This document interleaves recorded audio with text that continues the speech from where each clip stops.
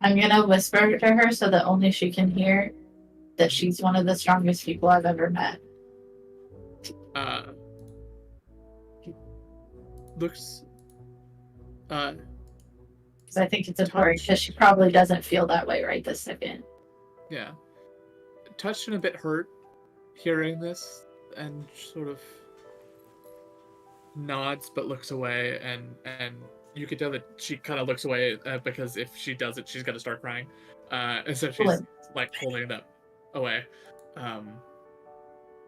as you do you've obtained this gift, this item that was promised to you as a result of your completion of the quest, and leave.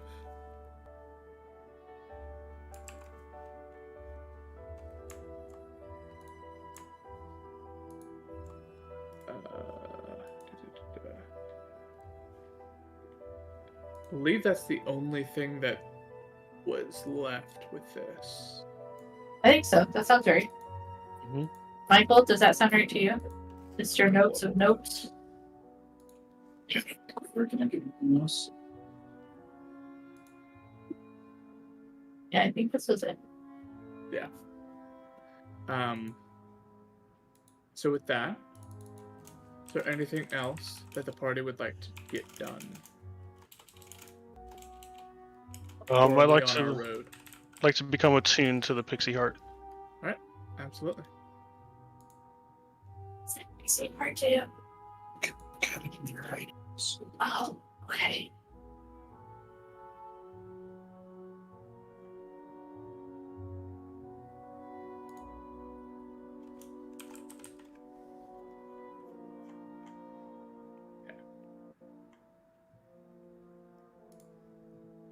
Got it. With that, you attune to the heart. As you feel it sort of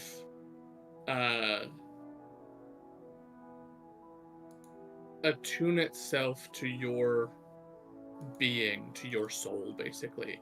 It's this weird sort of grafting that attunement does. And as it attaches, you feel a sense of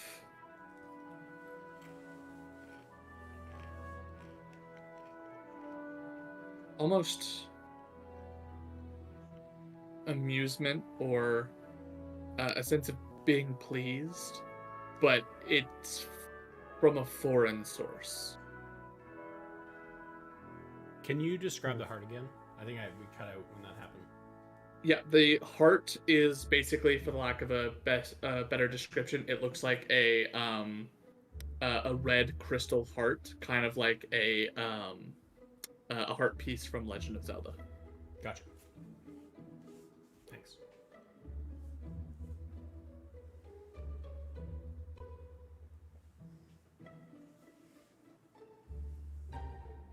Reopen your stream real quick. Yeah, I don't know what that was if we both went down, but that's fun. I'm just having internet connection issues. I can't get it back up right now. Oh no. That's not Yep. good. Are you just on your phone then? What was that?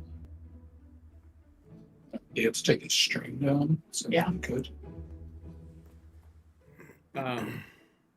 With that, I assume to the road then. Yes. I'm ready. Or is there anything else in town anyone would like to do?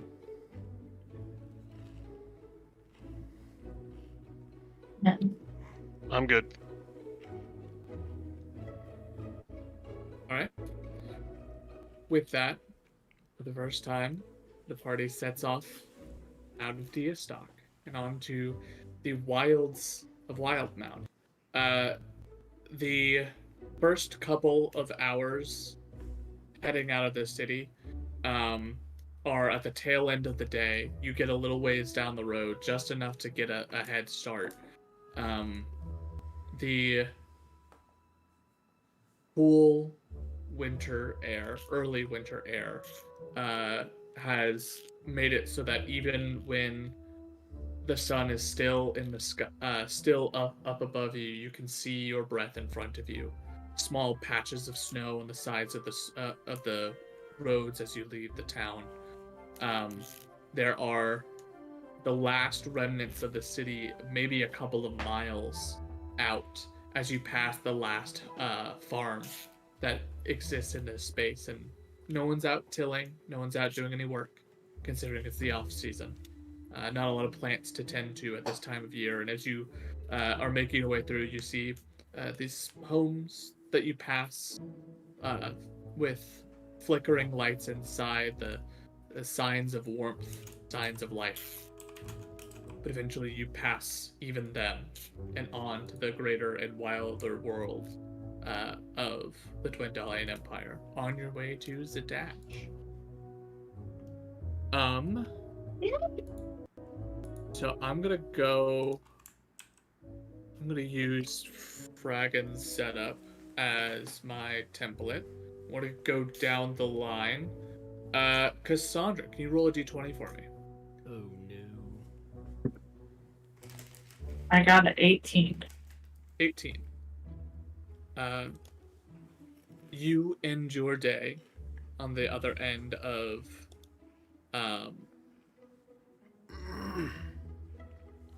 the farmlands. You all get a long rest in.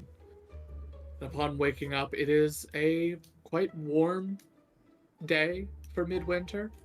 And as you push on and keep going throughout the sort of street or roads that wind down from the hilly Diastock down towards the valley that Zadash rests in, nothing seems to bother you. The Brumkiln byway seems to be rather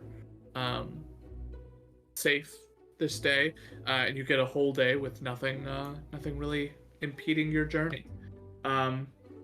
As you set up camp for that second night, is there anything that anyone would like to do?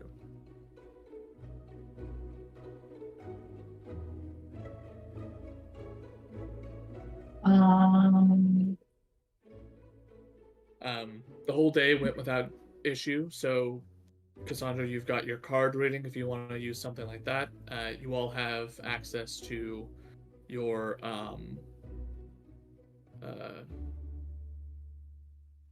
all of your abilities if there's something anyone would like to cast or do or chat about. I think I would want to do another reading just to see if we're like even remotely in the right direction for saving Yotev. Okay. Just for my own sake. What is the question you are posing? I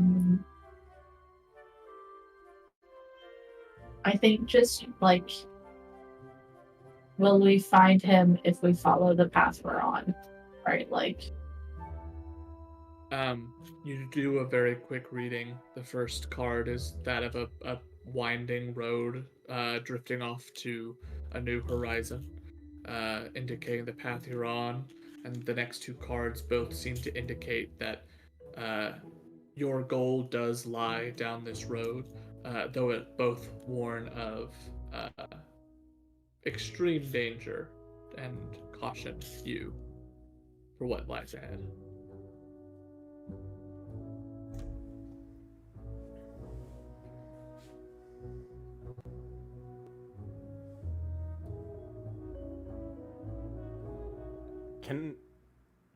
Could we retcon something real quick? Could we have Sure. bought some incense maybe? Yeah. Familiar Solutions has incense. Clever. You could have quickly popped in there, grabbed some. How much does that cost me? Is this for a spell, Yes. a particular spell, or whatever the spell's incense requires? Oh, true. I should look. Maybe. Oh, it's only 10 gold. Charcoal, incense, and herbs. The 10 gold. Excellent.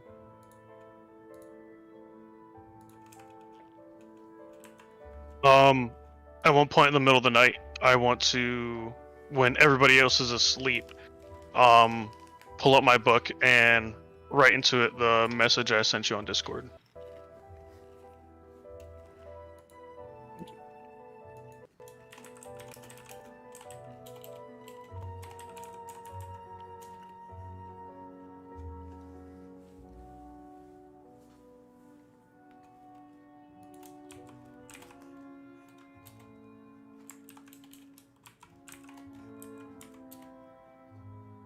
I'll close.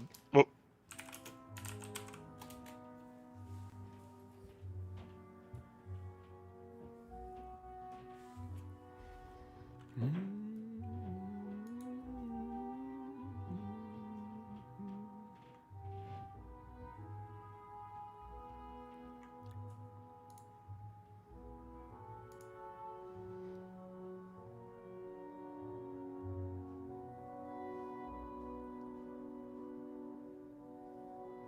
Take a deep breath and close the book, lock it up, put it back in my holster, and then sleep stare into the night. Sleep stare. Killian, as Right. you sleep stare, you're not the only one that does. Kenji also sleep stares. It's less of a unconsciousness and more of like a his presence just sort of recedes deeper into itself. And Kenji, as you do recede, on most nights when you recede back into your own mind, it is more of a resting of your consciousness over this form that you currently preoccupy. Mm-hmm. Your magic sort of dwells or causes your soul to dwell here, and every so often you need a respite from that. Tonight, as you pull away, you feel a presence in the back of your mind. Hello? Oh. What happened? Huh? Huh? Who is this? Who are you? Where am I? I mean, I'm Kenji. Who are you? You come to Kenji. play? No. I don't really know what's going on. I mean, we should start with your name first.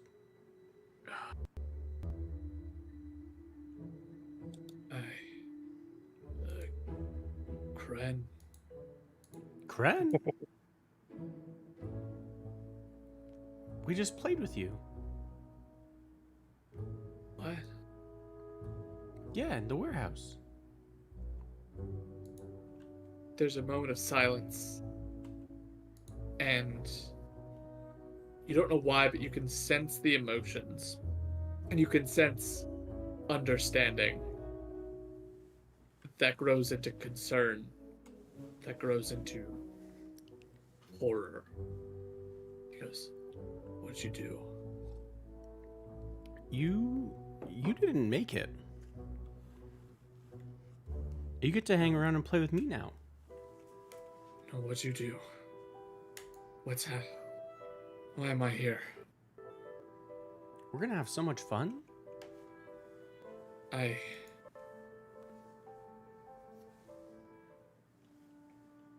don't. Why? What do you want from me? Just to hang out. You get to stay here with me now. Oh God.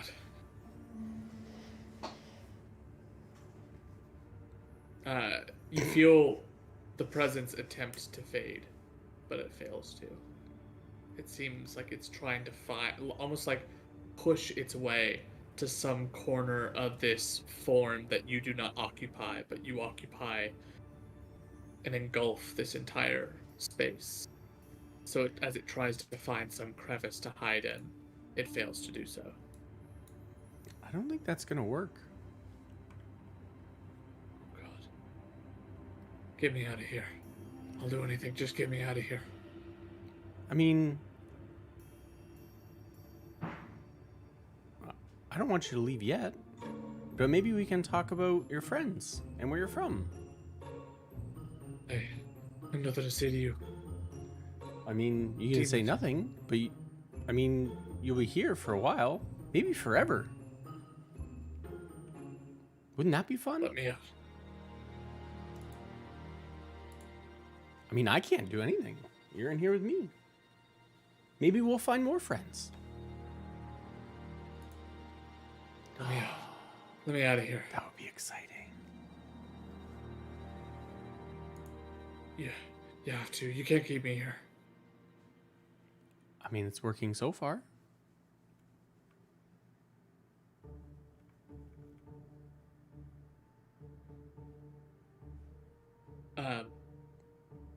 I'll let you sit and think about that. But I think we can bring one more friend along with us, I think. For now, at least. You feel the presence slip into the back of your consciousness. Still there. Ever present.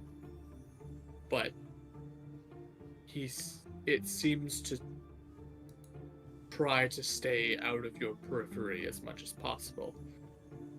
But you can always tap back into it whenever you need. It's always good to have friends with you. Never alone. With that, you all complete your long rest. And we'll go to the next person on the layout, which is Michael. Go ahead and roll a d20 for me, please. 17. 17. Waking up the next morning, it is more of the same. The roads are incredibly quiet as you travel along the bypass or byway from Diastok to Zadash. It is at the end of your night when you see what appears to be a camp has already been set up off on the side of the road. It is only really easily discernible by the fact that there is currently a glowing light on the other side of the hill and smoke that rises up from that direction.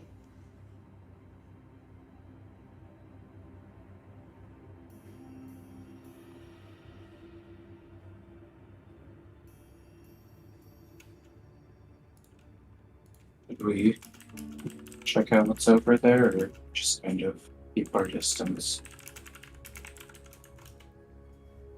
Can we be nice to random people on the road?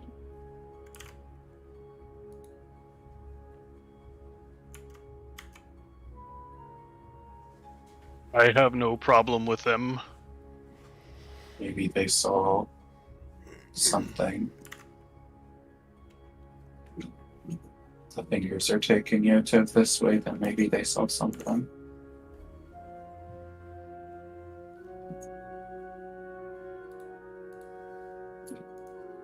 I vote we say hello nicely. It never hurts to be nice to people.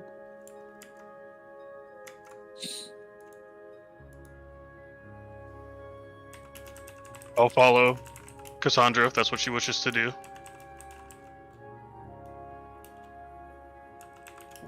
But they might see something, so don't hurt to ask.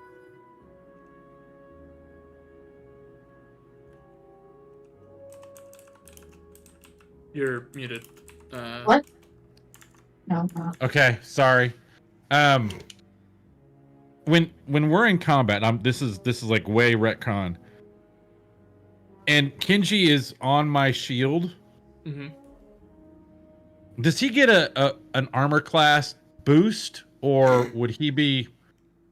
I mean, think about it, he's on me, so they would have to go through me to get to him. Correct? Well, Depends on how he is being utilized. So if you've got your shield on your back and he's hanging out there, then they would have to go through you unless they're around on the other side. Right. In which Okay. case they wouldn't. But if he's hanging out, if you ever take the shield out to add to your AC, he's got to get off. So that would nullify that part. It's a bit weird and tricky, but Okay. we'll see I how was- it goes. I was just wondering. I mean, would he provide from being in cover from me? Partial at least. Okay. All right. I just wanted to. I thought about that earlier today and wanted to ask.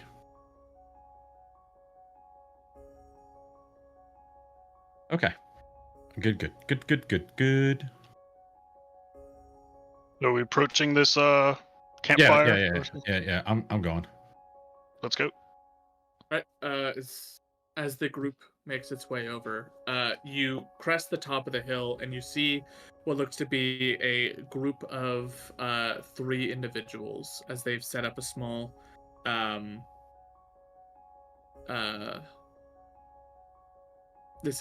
campground.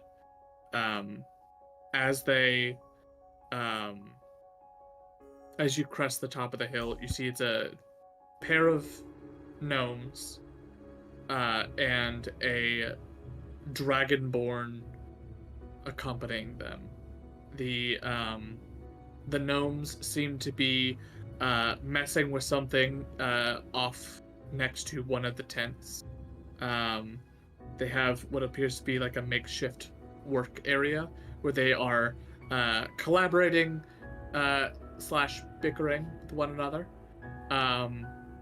And the Dragonborn is currently it is a red-scaled Dragonborn. They have set up a fire, and he has a large, looks to be almost like thigh of some sort of animal that he has basically holding his hand in his hand over the fire to let it roast. He's just hanging out, roasting it with his hand, not a spit. Yeah. Okay.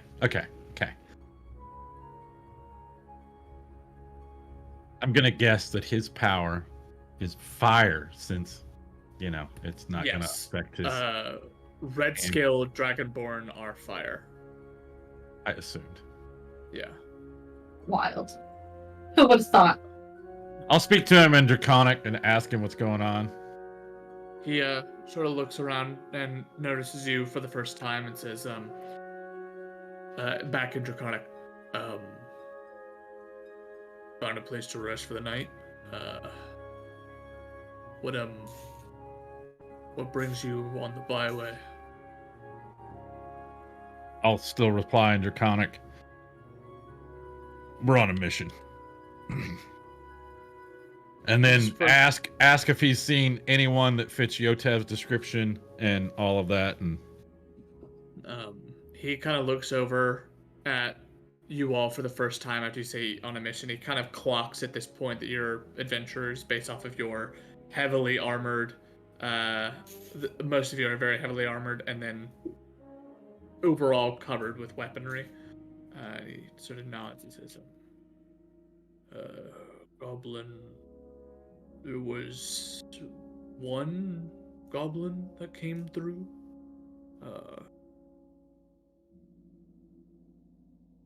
Probably a day ago, passed us on the road. was he alone? Was he with anyone? He was off with this random. He was off with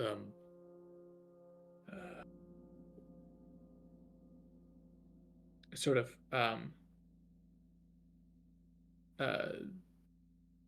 eyes to brow, trying to remember a little bit more, and says, there's some human man with him on the road. They didn't stop or say anything. Just sort of rode past, seemed to be in a hurry.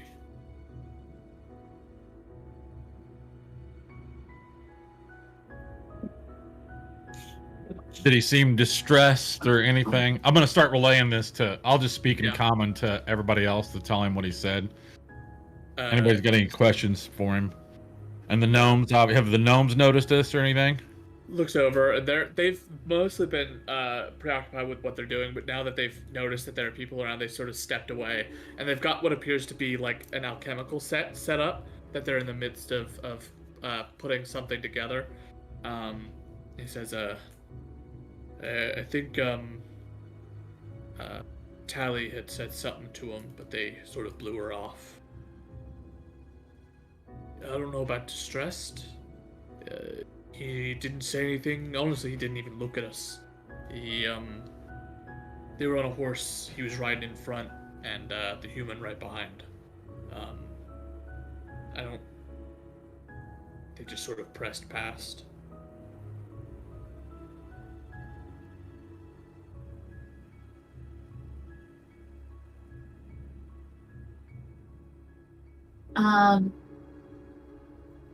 Was he wearing, and I'll describe Yotem's like armor that he has, because it's very particular. As you start It's describing the problem. it, he's nodding before you even get through the full description. It's like, yeah, real weird. Trinkets or attachments to it. Looked very impractical. Probably. I assume stuff that would snap or break if hit. Not something you'd want to put on your armor. But yes. And he didn't say anything to you? We called out after him. Well, Tally did. And they just fully ignored her. Kept riding past. It's not that like Yotem. I mean, it sounds like Yotem, but it doesn't sound like something Yotem would do. He's very chatty. Well, unless he's under some sort of spell, compulsion spell. That's my point. You think he was in trouble? Absolutely. Well, considering he's one of our party. Which way did they go?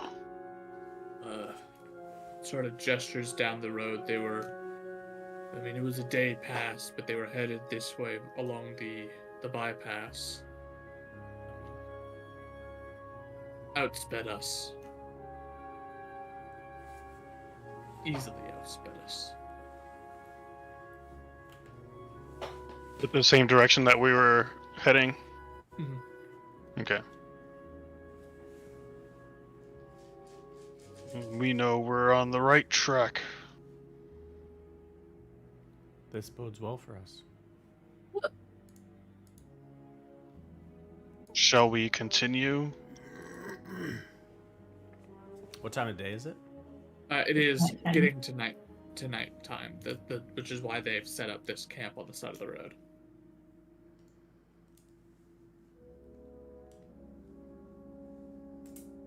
You're pushing on late into the night. Just be warned, there's normally some activity around here of bandits, creatures, the like. Sort of nods in y'all's directions as not that you need any warning. You seem well armed, well equipped, but just be safe. Do you care if we camp with you? He looks over towards the gnomes, both of which have sort of been watching this conversation back and forth quietly, and one of them steps forward and says, I don't suppose it would be that big of a deal. If you're just passing through, you seem nice enough. I'm Tally. Holds out her hand towards you. I'm Cassandra. I almost said I'm Lady Brittany out of habit. I really did. Lady Brittany's my street name. My actual name is Yeah. Cassandra. Cassandra. 100%. I almost said I'm Lady Brittany and then like went into my spiel about the queendom because I do it so much. Good job. Welcome, readers. I 100%. That's where my head went. I don't know. I'm not even live. I don't know. The other gnome introduces himself as Willant, and then the Dragonborn, specifically to you, Varnax, will come up and sort of hold out his hand towards you. After putting down and cleaning off the hand of just holding meat over a fire with his bare hand, will introduce himself as Dula Crest. Duma Cress. Can you type all those out for Michael to take notes with, for favor, please? I heard ludicrous at one point. Yeah. So I'll introduce myself. I'll grip his hand very strongly, like the whole forearm grip, but like real strong, and then give him a brief. I'll just say what my last military rank and title was, and let it go at that. Yeah, nods curtly towards you and says, you're from Draconia, then? Yeah. Long time since I've been out that far to the east. How fares the city? Same as always. Politicians can't get anything done. It is both good and frustrating to hear, I suppose. With that, you are joined for your rest. Part of the way through, we're gonna actually go ahead and take a break real quick because we're a little over time. Do a quick 10 minutes and hit back at about 8:15-ish. You mean 9:15ish? It's not on our time For zone. I hate Alright. this, for the record. I don't like this. Well, so us moving back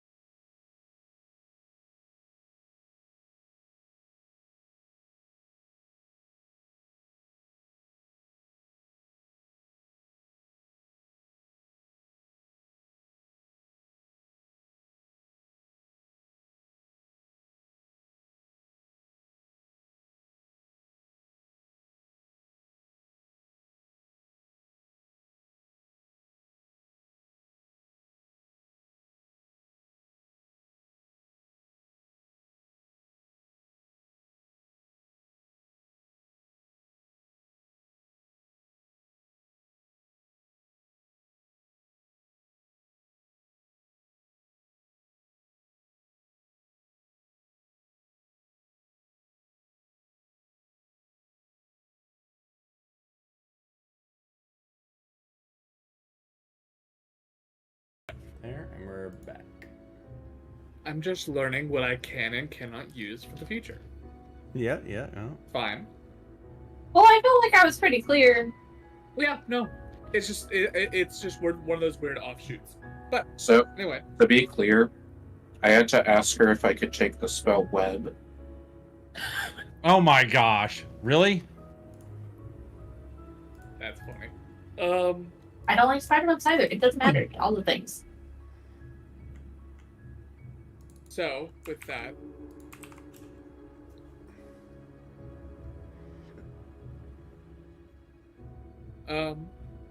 you all begin to go about your nights before taking your long rest.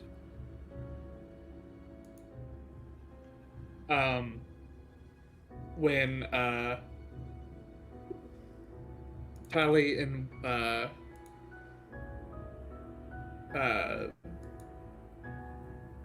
Willen? Tally and Willet. Hmm? Is it Willet, the other halfling? Not Willen. Tally and Dudacrest are in the midst of a conversation, and you see that Tally's getting a little frustrated, and she sort of loudly makes a comment of, when it's completed, then you'll be the first one paid out. Problem isn't that we're not willing, it's that we're not able to just yet. Until this is perfected, I am not okay with just passing it out for some random person to get hurt from. Willowcrest sort of responds that, well, if that's the case, then when we get to Zadash, I'll be making my own way. And you'll just have to own me for the last couple of days. At this point, Willet does come up and sort of stand between the two and say, listen, we're not about to owe anyone anything. The prototype is working fine. The three of us are going to get paid, you especially. Don't worry. And once it's done, he sort of looks back over to Tally. Once it's done, and it will be done, we won't have anything else to worry about. Zadash will be safe. We'll be able to take care of everything that we need to. Dunacrest kind of rolls his shoulders back with a bit of a huff.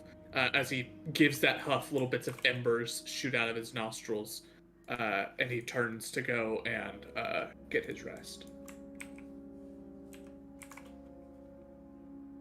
Do they make any kind of reaction when I put my tent up at all? There's like a confused look, as for some people, for some of them that miss, we'll say two of them miss it, and they basically weren't paying attention. All of a sudden, the tent is automatically up, and it's shocked.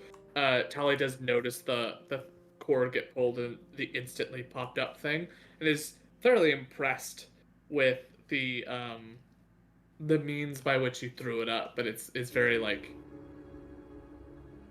okay, about it. Like, shit. All right. I'll ask Callie if she wants to come inside. I'd hate to impose. I'm alright with my own space. I appreciate the You don't want to see it though? I'm sure.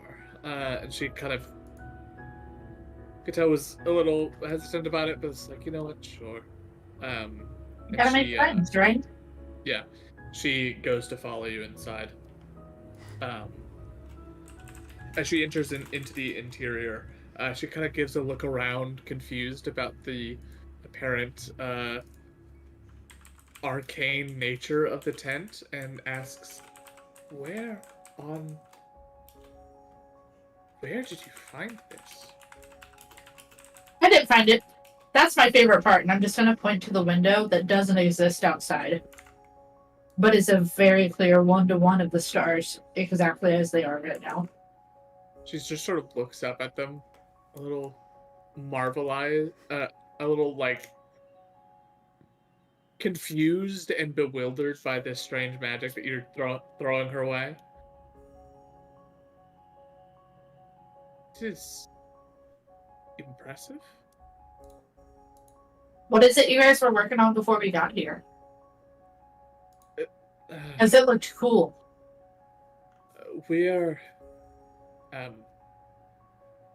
we're alchemists, and we've been working on a new brew the last couple of weeks. It's just not been going super well. We anticipated that we would be done by now, but it's taking longer than we thought it would. I'm gonna grow to my big size because I've been small this entire time. She like takes a step back as you do, again, sort of like stunned. And I'm gonna ask her if she would like some tea while she's in here. I would really hate to impose. I'm quite alright. Thank you, though. I'm just gonna give her tea anyway. Because it wasn't really a question. Uh-huh. I kind of put the tea down in front of her. And I'm gonna sit down and be like, have a seat. Tell me about this thing. I'm super intrigued. She begrudgingly sits down. And make a perception check.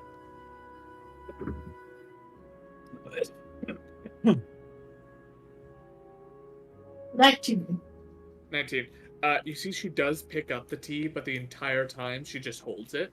And like, as you're sort of watching, you do notice that she never actually takes any sips. She's just sort of holding it in front of her. I'd be like, do you think I'm gonna poison you? Because that'd be really dumb. No, I'm sorry. Do you not like tea? Do you want hot cocoa? Do you want coffee? No, Is there a different drink that you prefer? She puts the tea in front of her and just sort of rubs her eyes and says, "No, it's all right." I don't know how much of this how much of the potion I'm able to actually talk about. I thought it was cool. You don't have to tell me. It's just that it's a work in progress, and as far as we're concerned, as far as I'm concerned, it's not ready. And the boys just don't want to listen. No. They never do. My partner thinks that it works fine, even though it's not been tested well enough, and wants to sort of rush the process. And, I mean, I can't blame Dunacrest, but he wants to get paid. He's not in it for anything other than the money. So he wants to make sure we're not stalling for an unreasonable reason. But I think that the safety of what we're making is important.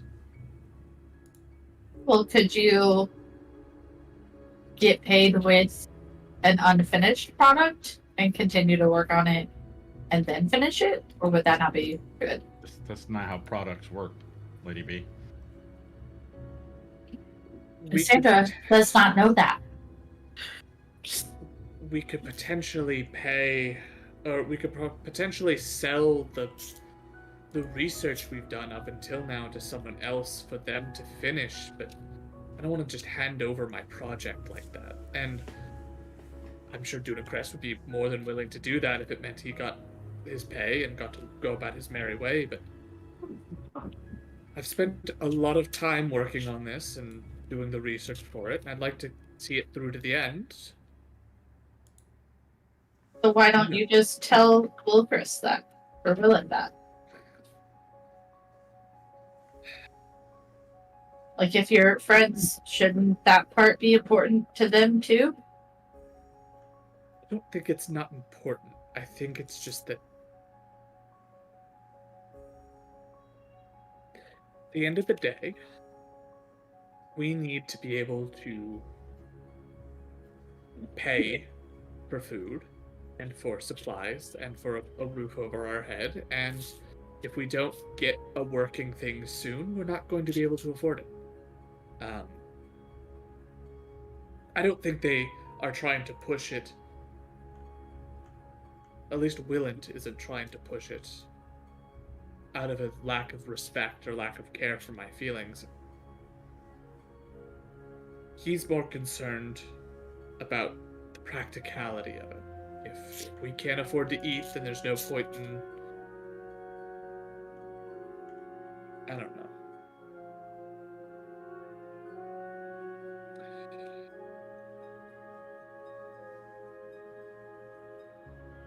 When it's complete, it's going to be something truly incredible. It's just a problem of getting to that point.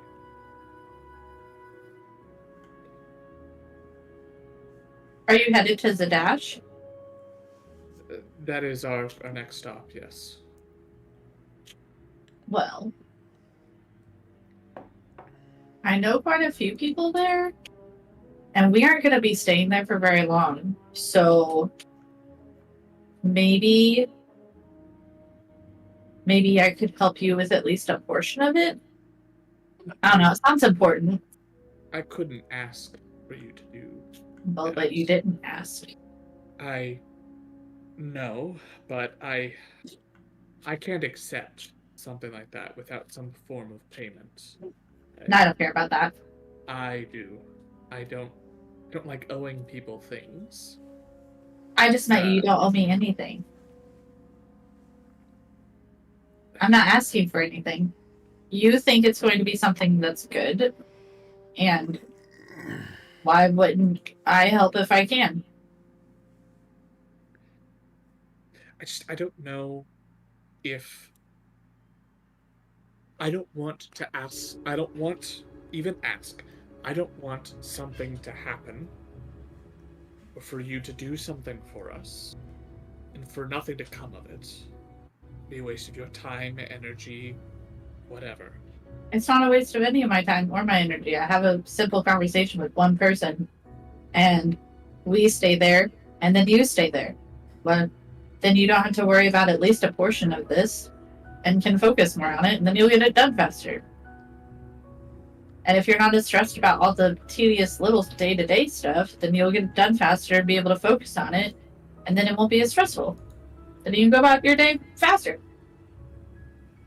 You're incredibly kind to offer. I just... Cool.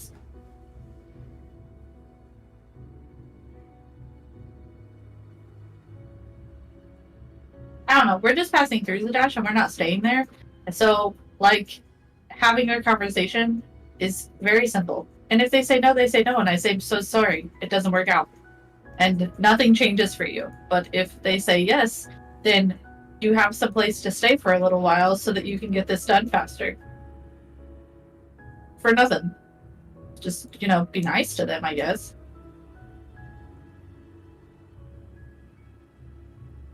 I'll ask Willant about it. But I can't give you an answer. I don't...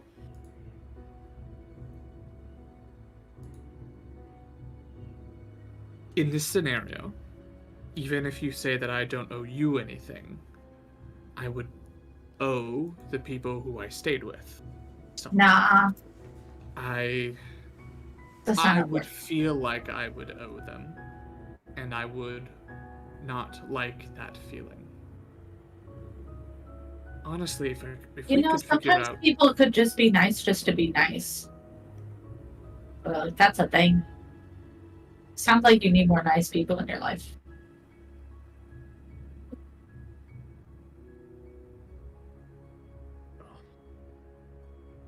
I don't suppose the people that you know happen to be alchemists that are proficient with some sort of alchemic stabilizer. If they are, then fantastic. But if not, I don't Let know. me pull up my old character backstory and redouble check what I wrote for them. Because I believe the answer to that is yes. Because I did. Hold on. I have what each one of them is. Talents, transposes, jewelry, and accessories. Nope, none of them do potions. It's all clothing and tiaras and pretty stuff. Unfortunately, no, but they might know somebody. I mean, they do live in the Tri-Spire, so it's entirely possible one of their friends does.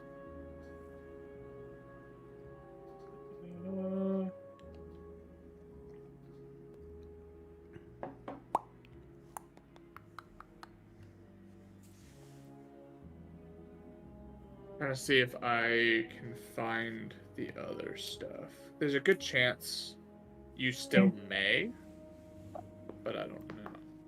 This is the Three Sisters from my old one, and I don't think I changed very much for this one. It's not the sisters. It's you may know from Oh yeah. this. Then I know I sent also a list of people that you knew in the city, but I don't remember who all was on it.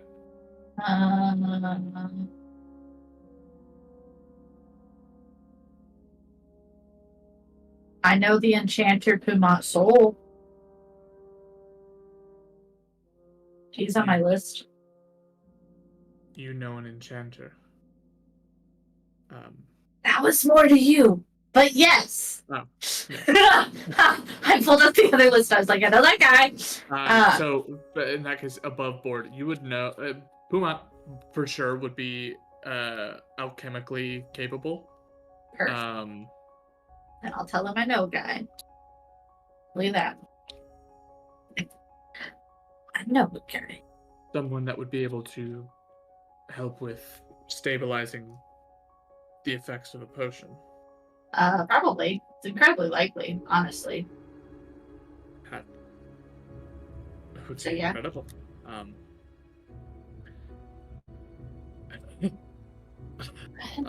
Right. If I need to talk with the others, but if he's able to, if they're all right with it, if he's able to add the final piece that we need,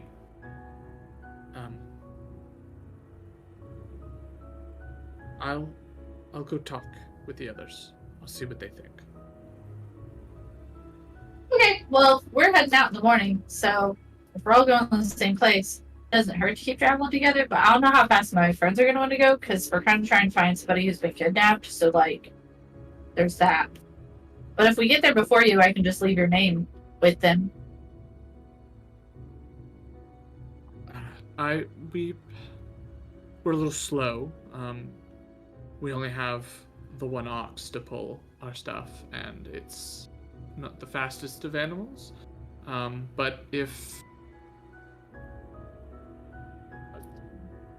we keep up, or where would I find this person? This Puma. I would say the name of his shop, but I don't have it written down in the You out of character. I inform- do not remember it, but I do know it. Vulnerable vagrant. You inform her about the invulnerable vagrant. She sort of nods and says, well, if you do outpace us, don't hold up, but we'll stop by when we reach the city. Sure. Excellent. Maybe next time you'll actually want my tea. You throw that last bit out there, and she guiltily does take a basically. Oh no, it doesn't work now. And puts it down and just sort of and backs out of your tent very slowly, just like, all right, thank you. I'm just gonna laugh and giggle and then get small again as she's doing that. Is there anything else that anyone wanted to do tonight?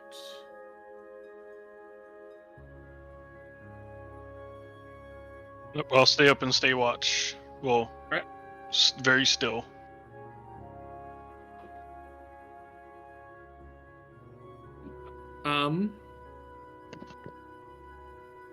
You don't notice anything over your watch, save for the fact that after a couple of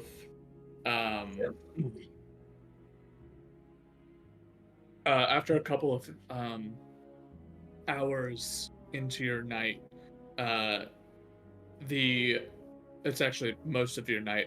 Only a couple of hours before people are starting to rise, you can see that the red dragonborn is already up. He's out. He's uses his breath to start another fire and begins to set up basically this small area for everyone else to wake up. It seems like his general position here, what he does often is like taking Camp care cook. of the physical labor and is the chef. Yeah. The bodyguard. He's the This muscle. is, yeah. He actually doesn't seem super strong. Ironically, he's got some, like, he's not scrawny by any means. But he's not super powerful. Killian, you actually do notice that he's able to move with his mind, like shape flames and like do that. He seems to be somewhat arcane in nature. Okay. As you all wake up, Varnex, you have never had to worry about running out of coffee, but for the first time in a long time, the first time in a while, you've smelled the coffee being brewed fresh, as he has a little kettle that is boiling water and making a fresh pot for everyone else. I'll come over to see- the fire and tell him. It's been a while. It smells really good. Did you make enough for everyone, or do I need to wait and then get a cup later? The kettle only holds so much, so we may have to make the people who wake up later wait, but I've got enough grounds for everyone. I'd appreciate it. You are poured a cup. Everyone else, as you wake up, you're greeted to a little bit of a breakfast made by him. He seems to have just sort of done it out of routine almost. And he, as you all eventually make your way out, he sort of, after setting up, he doesn't eat any of the breakfast. He just sort of walks off somewhere. Cassandra, you're approached by Tally and Willant. Mhm. And Willant says, I don't know what's been said exactly, but I think we're gonna have to go ahead and pass on your offer. I can't allow some other enchanter or alchemist to step in and take any credit for the work that we've done. Now, the invulnerable vagrant sounds great for potentially picking up supplies to test with, as we've agreed. As he sort of makes eye contact with Tilly as Tally as he says that. But beyond that, we cannot allow credit to go to anyone else. It's too much is riding on it. Thank you for your generosity, but we are good. Okay.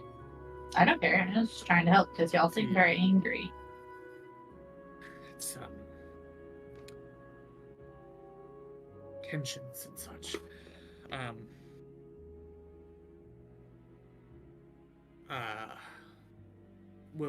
We'll figure out this last agent on our own. I hope.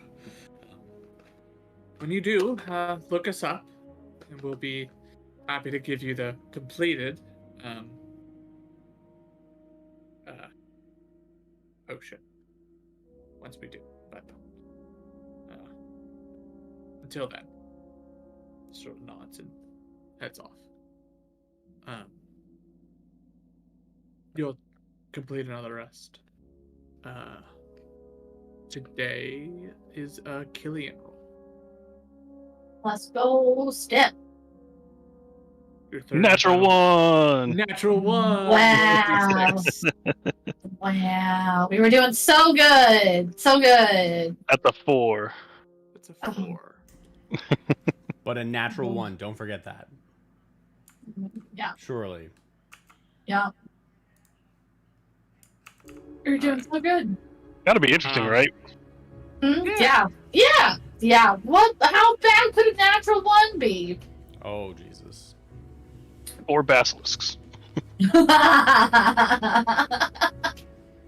So, Here's the good news. y'all continue, or is there anything any people wanted to do before heading out? No. Okay, Negative, Ghost Rider. Hey. Nope. understood. So, Let's as go you get guys murdered. pack up your stuff and get ready to go, you get a little ways down the road before the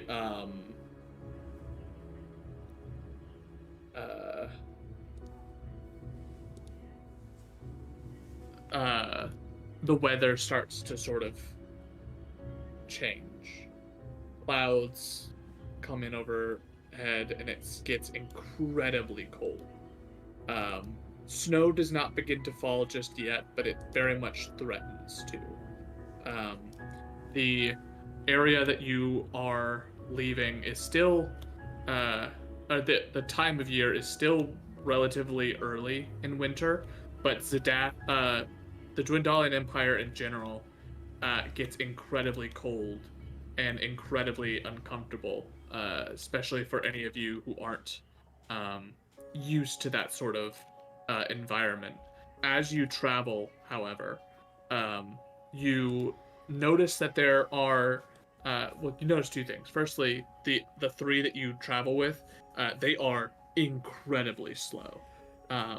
So as they've packed up their stuff, the ox is taking its sweet time, and you all basically start to lose them over the hills, which for some of you probably isn't that big of a deal. As you get further in, however, there is a point where you can see what appears to be these strange plumes on the horizon. At first, you're not quite sure what it actually is, but this would be easily available for Aiden, Cassandra, and Killian with your passive perceptions. These, what looks like just a continuation of the clouds, something seems to be almost pluming up on the road ahead. Some sort of dark smoke. It's bad.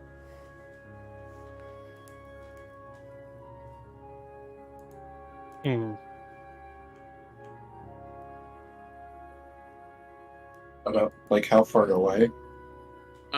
Maybe another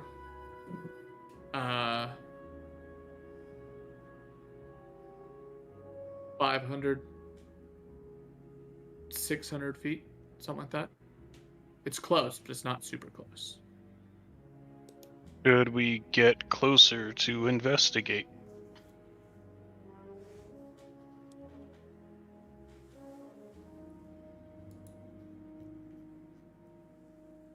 What's happening? There's smoke, dark smoke.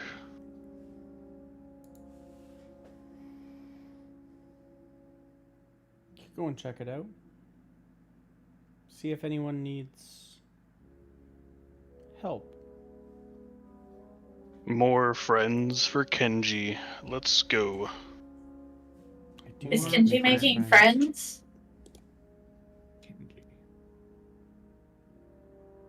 Hey, can we go ahead and approach quietly? Yeah, why don't y'all roll Stealth check? stealth checks. I am going to Disadvantage. I'm going to reach into my pocket, so don't do anything just yet. Oh. Hold on to the heart. And just will some help in this stealth endeavor. And I will cast Pass Without a Trace on the party. Yo, Let's what? go. Do we get to roll it with advantage, right? No, you get a that is plus actually 10. Yeah, it's a static plus 10. Oh, it's a So static whatever plus roll. 10. So we all have to be within 30 feet of me, but everybody gets a plus 10 to their stealth roll. I got a 24 then. My my lowest was a 4, and I have stealth plus 4, so now I have an 18.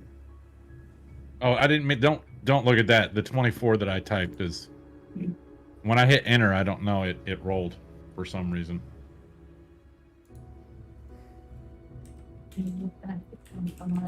Mark off these uses. 31. I rolled an 18 plus 3 plus 10. So stealthy. But it makes sense. I'm not walking, right? Like, what sound do I make? Nothing. So stealthy. So stealthy. Alright.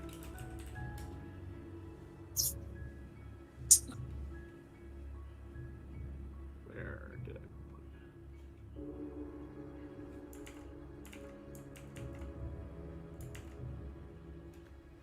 And for those unfamiliar with Pass Without a Trace, it's for 1 hour.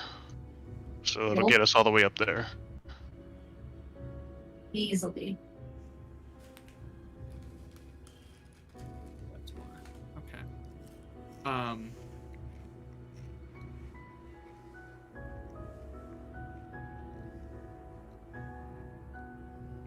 So. Stealth checks were 24, 26, 18, 31. 23, 31. And there's only 5 for you now. Mhm. Got it.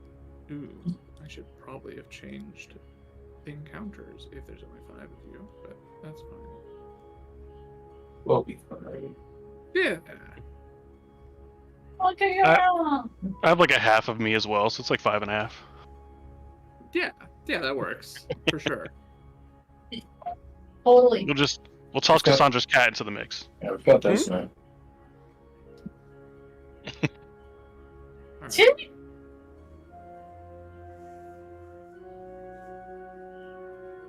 As you crest the top of the hill, the road gives way to a bit of a winding path, and you can see what looks to be these massive holes in the ground that have smoke rising up from them. Sometime recently, something has impacted into the dirt ahead.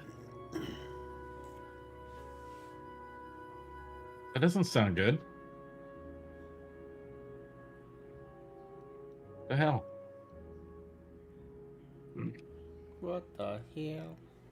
What the hell?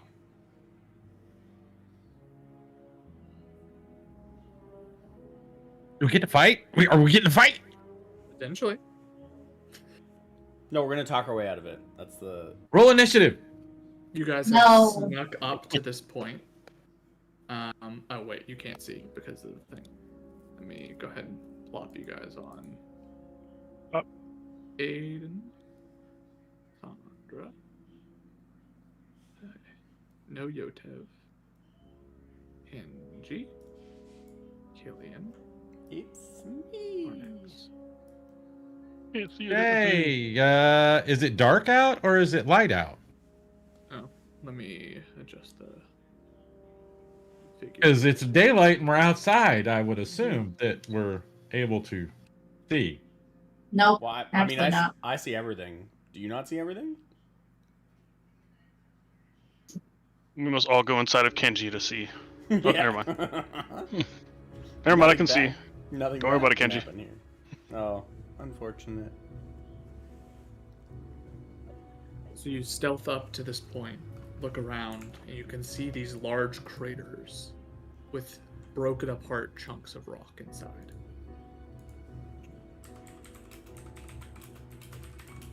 It's good. Bless you. It's good. Bless you. Can we all collectively, scan the area and see if we know anything? I mean, somebody get an advantage roll here on looking at this. Has anybody seen anything like this before? Is what kind of checks are people wanting to make? I'll do.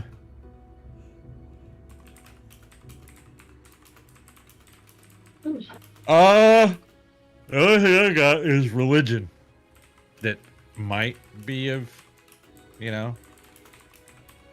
holy shit falling out of the sky. You said it's a crater? So, yeah, I would like to try to find out what it was that impacted what caused the craters. Sure.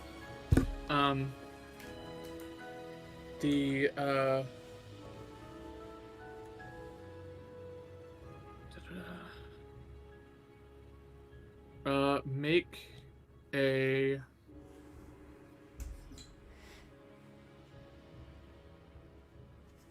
anyone who would like to make a nature check. Nature check. I feel like I'm good at those. Does it look like meteors have fallen?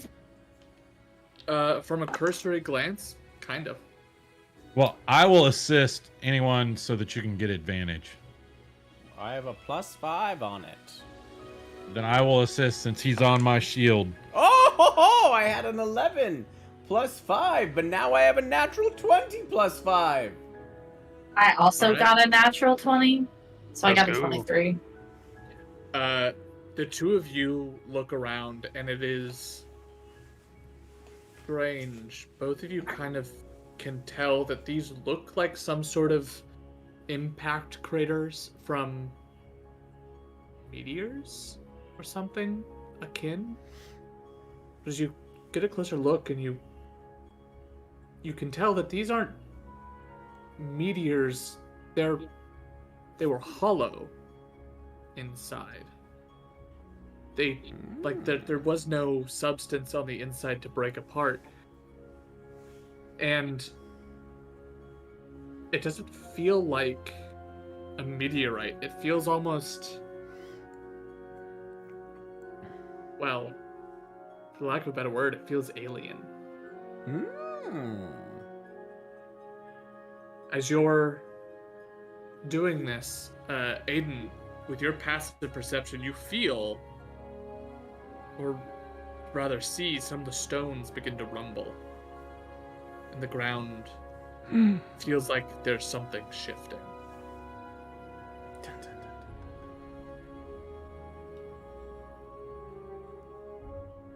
It is at that moment that you watch in one of the craters, a creature crawls out of the dirt.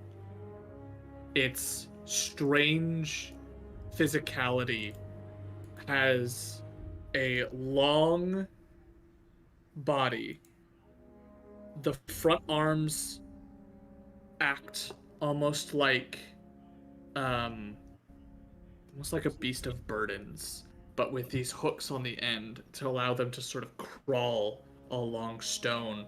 As they walk, they have these two hooks that they use to sort of flatten out as feet, and it crawls along the ground using mostly the power of its front legs. But the back legs are strange. They look like grasshoppers almost. And at the end of the tail comes another hook, like appendage. I'll go ahead and copy this image over for you guys to see. As I started to get a sense of something, I wanted to use primeval awareness. Can you go ahead and post what primeval awareness senses? Yeah, it is in Forge right now. It's been reached. As you reach out, immediately you are hit with aberration all Okay. around. And it seems like this thing is not alone, as another one crawls out from here, and here, and here. Wait a minute. Let me get back to the screen. As these There, things there, basically, there, and there. you watch as from the ground a hook jabs up, and then another, and then they pull themselves out, wriggling from the ground. With the 2 natural 20s, you have no idea what these are, but you can tell that they are reacting to something. And even though you all are incredibly well hidden, there's some extra sense that they must be using that your stealth and that your pass without trace is not assisting with in this moment. Wild. And I do I have enough time to react and summon my echo? You do. Let me go ahead and pop the echo.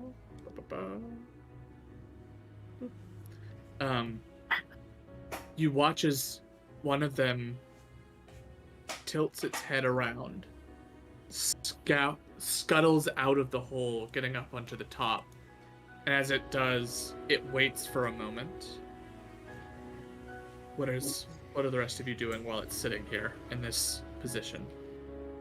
Well, let's see. They're so pretty. We should keep them as pets. No, you are 100% wrong. We're gonna kill these things because they look creepy as fuck. I'm with Varnax. I am going to, because you. So, who was it that sensed aberration? Okay. Okay, so.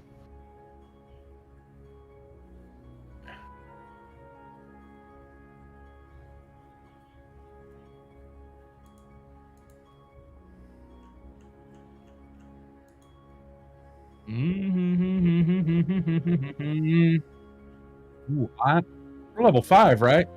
Yep.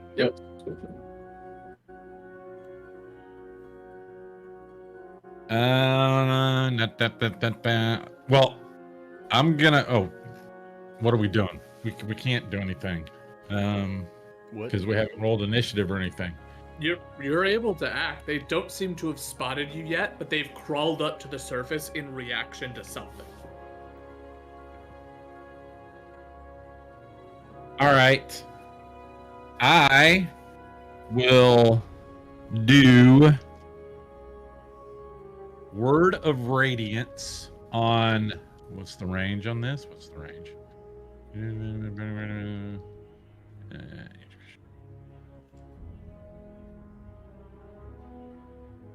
What's the range? It doesn't tell me what the range is. I think Word of Radiance is 5 feet. 15 feet cube. 15 15 feet. foot cube.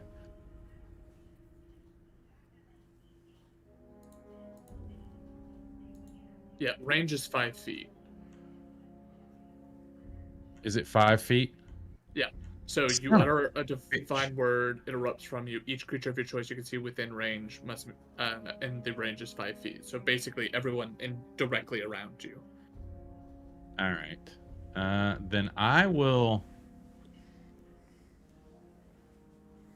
I'm gonna reach down, do my dirt thing, rub some dirt on my palms, pull my katana out, and go ahead and move to. So you reach down into the earth and pull up, and as your hand hits the dirt, you see one of them, the one that's crawled out, twitches and faces its head in your direction, rears up, and lets out a large screech as these side mandibles flare out and spittle comes flying as it reacts to the tremor in the earth. I need everyone to roll initiative. You're still going to get your action off. I'm not going to steal that from you, but it does seem that the ability that they had to react to you was some sort of tremor sense. Oh my god, that's awful. That's with freaking advantage too. What in the heck? Are we supposed to roll with advantage? No, Right, I roll with yes. advantage. Oh. Looks like fun. That's just my straight initiative. Oh my god, that was awful. That was freaking awful. It'd be like that sometimes.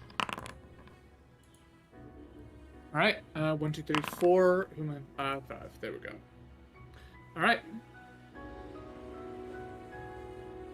Cassandra, you were up first. I'm sorry, Varnex. Go ahead and finish your. Well, no, that's not. It's not gonna work because I was gonna move to range and cast Word of Radiance as a cantrip, but that's okay. You sure? I'll Okay. just wait. Yeah, because that's not with my initiative roll. That's awful. Cassandra. I don't know, man. I wonder how you go first. Spells. Fairy Fire is how far apart? I think it's a 20-foot square. Can I get both of these two in it? Let's see. Are they close enough to each other?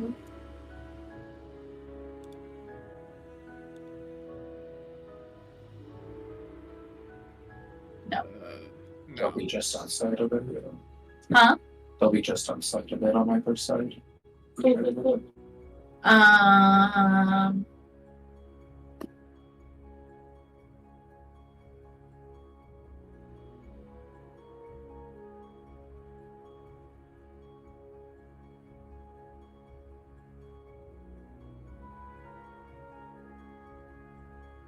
I'm gonna twin spell Witch Bolt on this one and this one. Okay. And I'm gonna do that third level. Because why not? Do I have to move to be able to hit this one? I think it's 30 foot. You're right, Yeah. it is 30. I move here. That's close enough, That's right? within range. Yeah. Both those. Ah, move So there. that is. do I roll only once because I'm casting the spell once, or do I roll for each one of them? You would roll for each one. Okay, the white one is the one on the right, the black one is the one on the Michael. Michael. Mhm. Can you come look at my dice? I got a 20 and a 19. So the one on the left got the 20 and the one on the right got the 19 plus 7. Oh, so that's a natural 20. I did get a natural 20 on the one on the left. Okay. And then plus 7 is 27, and then a 19 on the other one, and that's whatchamadinger, 26. And then I roll 3d12. Ow. 1, 2, 3.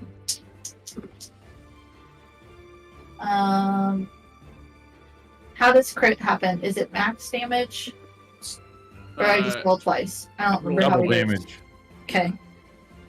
So 10, 16 plus 12, 9, 16.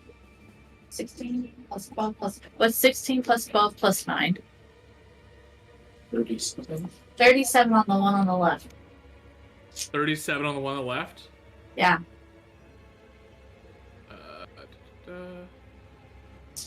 And then the That one on one- the right is just murdered. Yeah, Excellent. you go ahead and roll damage on. What's the second one? 20. 20.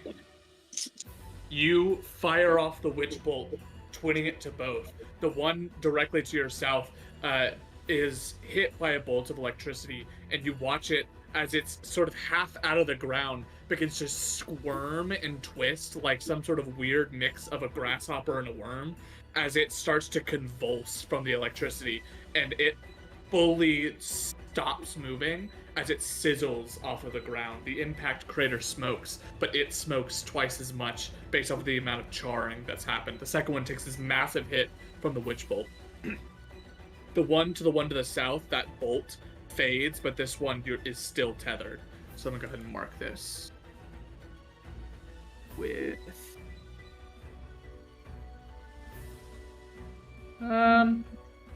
what's a good witch bolt thing? It's not really a great one. Oh, there we go. We'll use this lightning bolt. I have to mark that I used the twin. Oh, great. So that is your action. Is there any bonus action you'd like to take, or is that you at the end of your turn?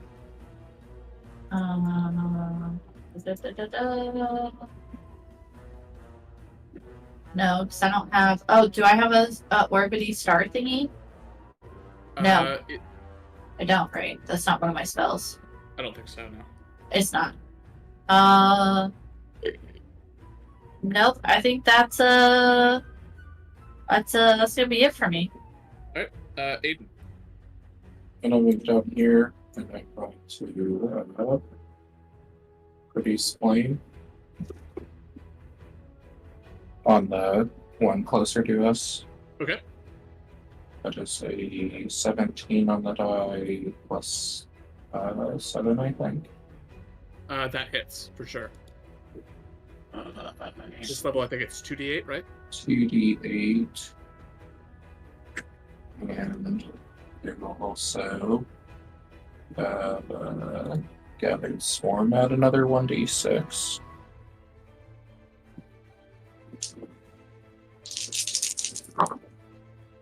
For 12 points of fire and 2 points of piercing damage. 12 and 2. That one is looking fucked up. As you hit it with the flames, it starts to wriggle and wiggle and writhe. I combine those two words. And it scuttles out, but it is charred both from lightning and from fire, as it is barely holding on. So it's gotta have 1 hit point left because I did 37 to the other. They might have all the same. Oh, I guess that's fair. And then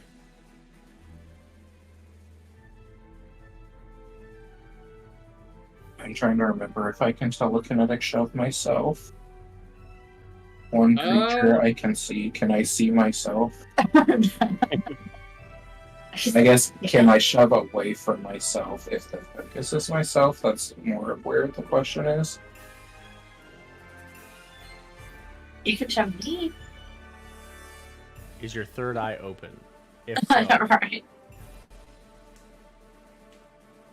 can I perceive myself? And how Aiden holds up a mirror and just shoves himself. Try to Yeah. telekinetically shove one creature you can see within 30 feet of you. And you It do so. definitely, it's not relevant anyway, because I forgot I just had more movement. I'm going to take 5 feet back. But if you want to think on that, that'll be my turn. Fun little Okay. conundrums that we give Snooki. If you maybe just want to like kind of look at that. We go on to Kenji. It is your turn. I am enamored by how beautiful these creatures are. And I would like to run to the one that they have not touched up to the northeast. Okay. As far as my movement will take me. So I need to see what that is. 30 feet. So I will start. They're so beautiful. Let me get here. Yeah, this music is kind of sick. Right. Yeah. Stop hurting them. Maybe they could be our friends. Did you move so you're not on my shield anymore? Yeah, Correct. I hopped off. Okay, Did a okay. little like swing, hopped off, and I'm running towards one of them. I just wanted to make sure that I knew where you were, that was actually what you were doing. Yeah. He does the little Chucky run where the arms are perfectly down by the side, but the head's like lolling after. Or no, it's what's the dolls from Toy Story 4?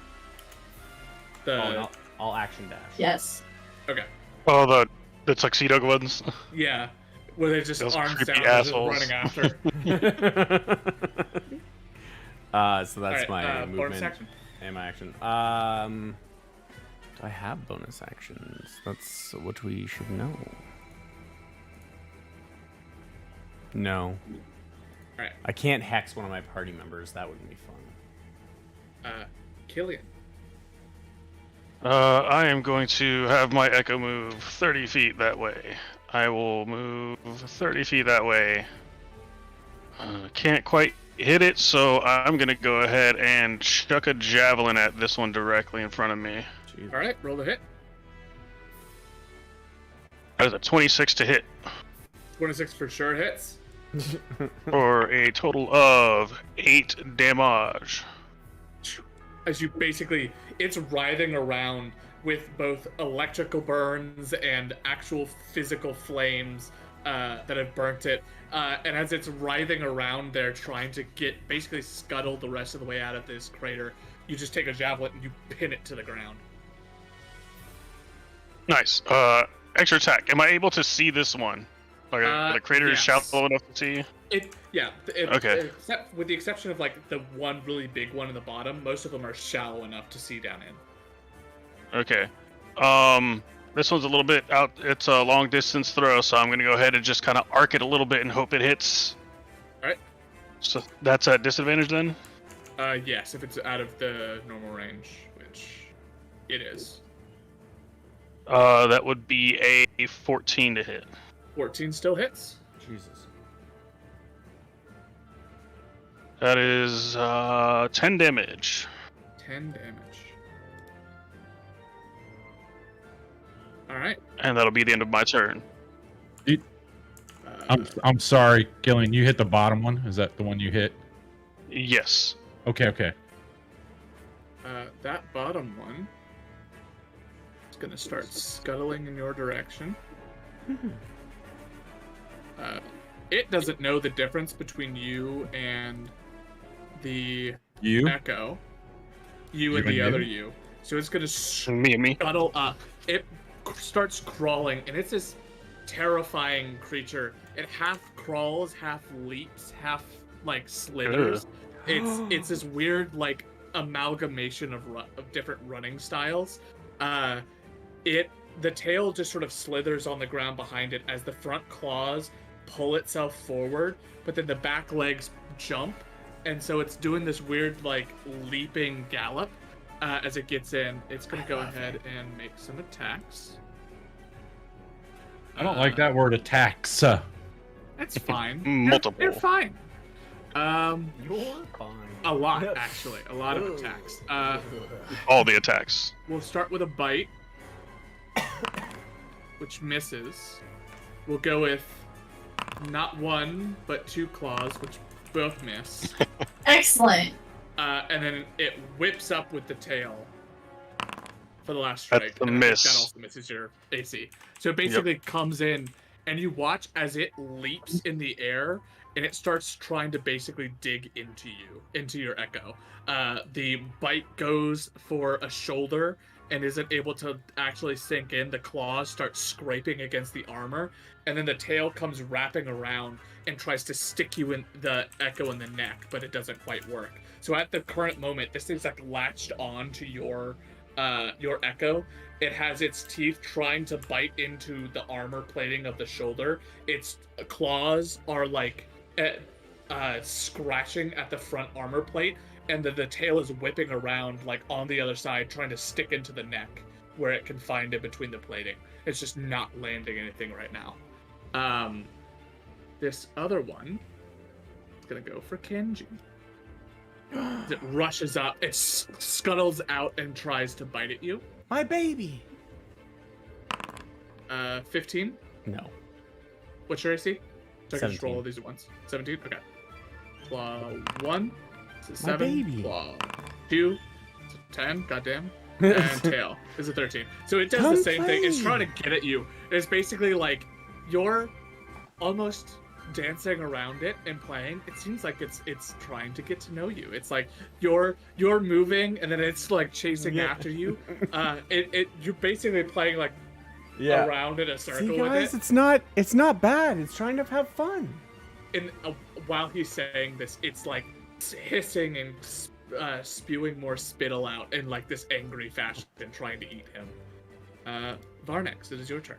Hey, finally. All right. I think that I measured this correctly. I did. So I get to move to right here. And I am going to attack this thing two-handed with my katana. All right. And we're gonna try to cut some of the appendages off of this daggum thing. All right. First attack is let me see. A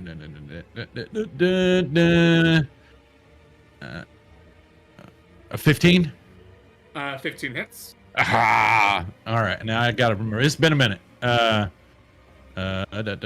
What's my damage with the katana for two-handed? D10 plus your strength. Yeah.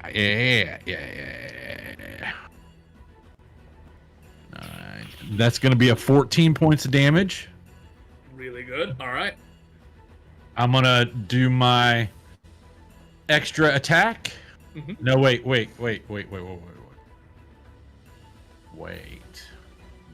So a cantrip is Cantrip is a full just like action. an action, though, right? Yeah. So I could use a cantrip for my second attack. No. Cantrips No? are your full action. Oh, okay.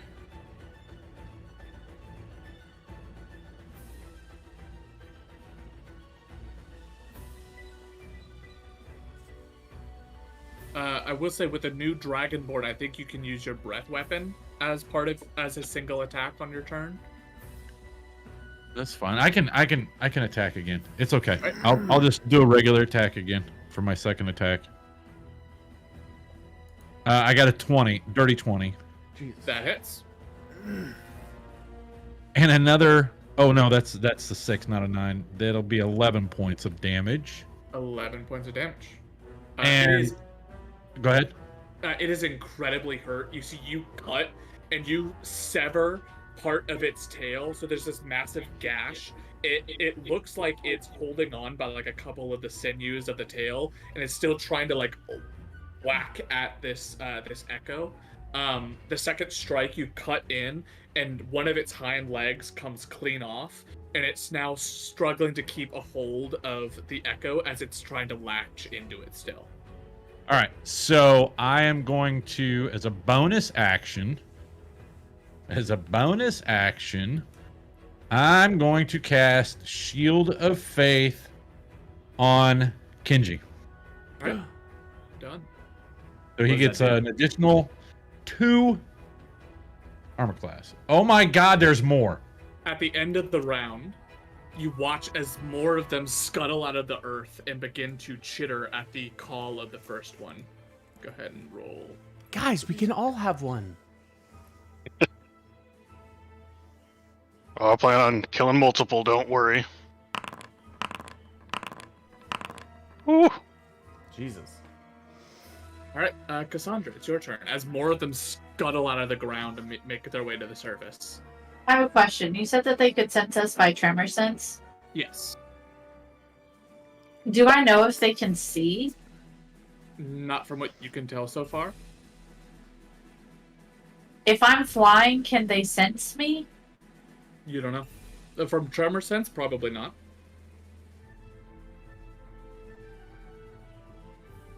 I kind of want to test that theory, honestly.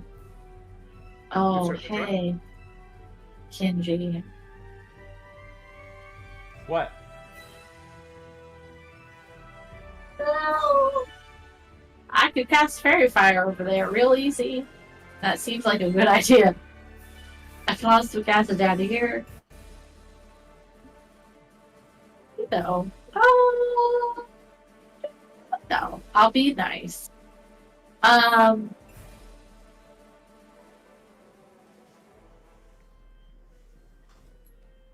Oh, okay. If I cast Magnified Gravity Mhm. here, it hits both of these and just the Echo?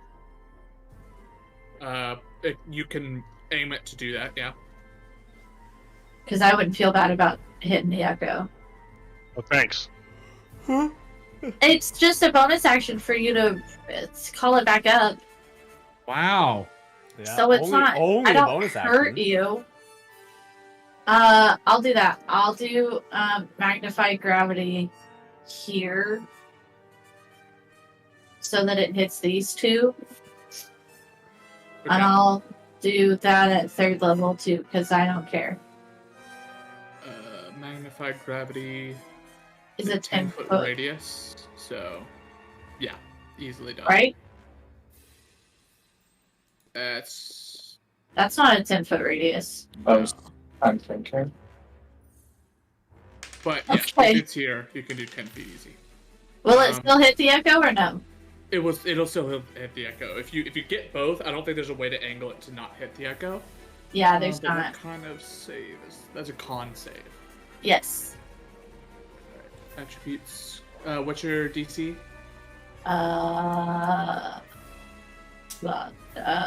15. 15. First one fails. Second one fails. Go ahead and roll damage. Excellent. And a third, that's 48, 4d8. right? 1, 2, 3, 4. Look, I got yeah. So 8 plus 7 plus 4 plus 5. 8 and 4. Yeah, Yeah, 24.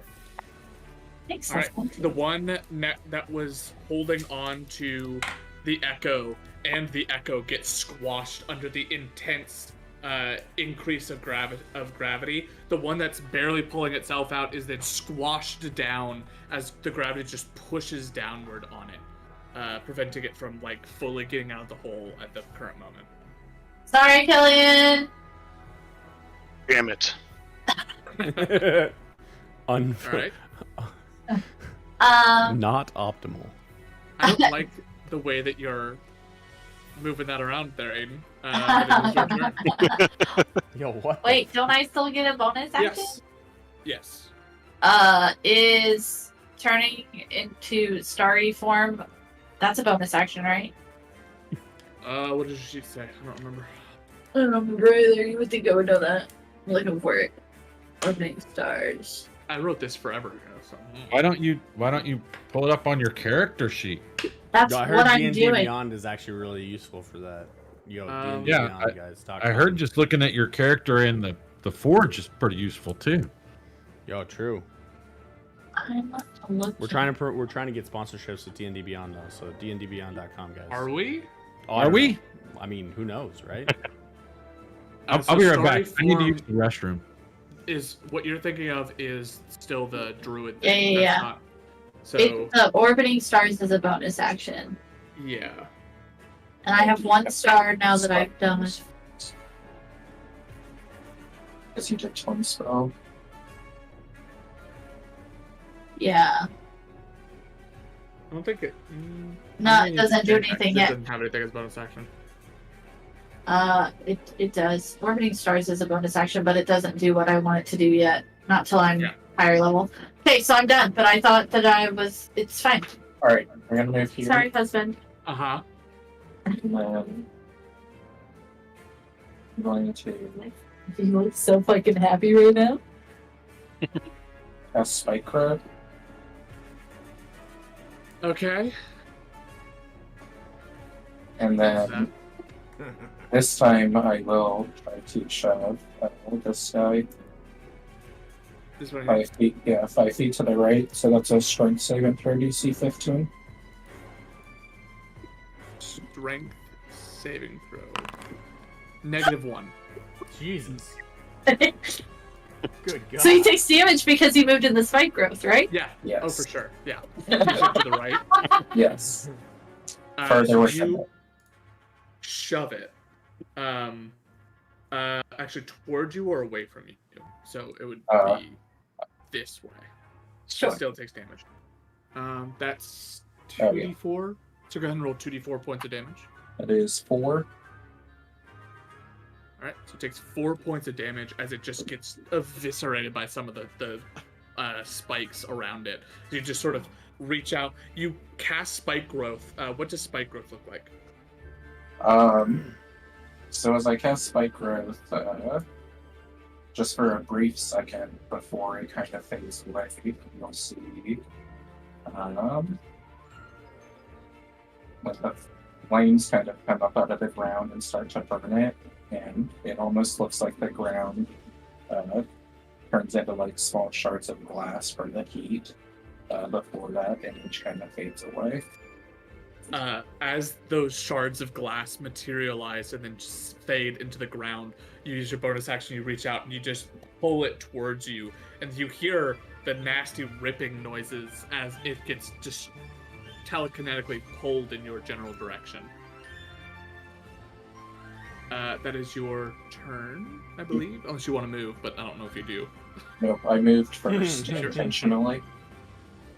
You wanna do anything? Alright, okay. It's this one's turn. It's going to dumbly scuttle towards you. Roll 4d4. Jesus Christ.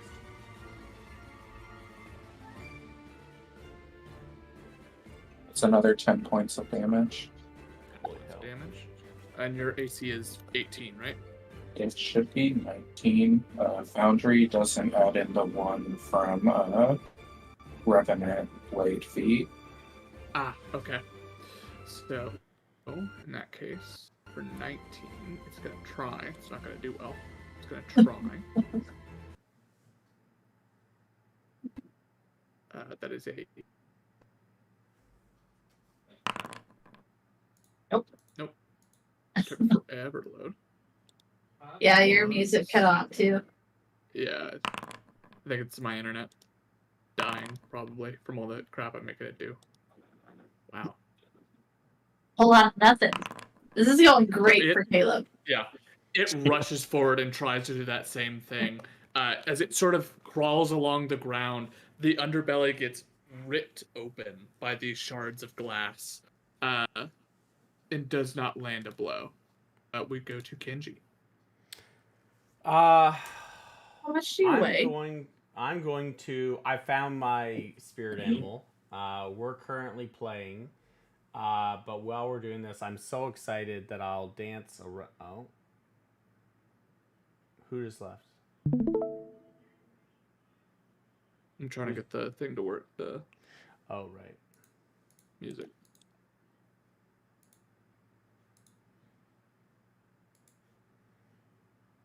Keep going, That you're I will shoot 2 Eldritch Blasts because I don't need any more. I've found my pet. So as I'm dancing around, I'm gonna move around the thing like this, like around him, and then I'll shoot the 2 Eldritch Blasts at this one right here. This one. Alright. And I'm gonna go here, and I'm gonna go here, and I'm gonna go spell book.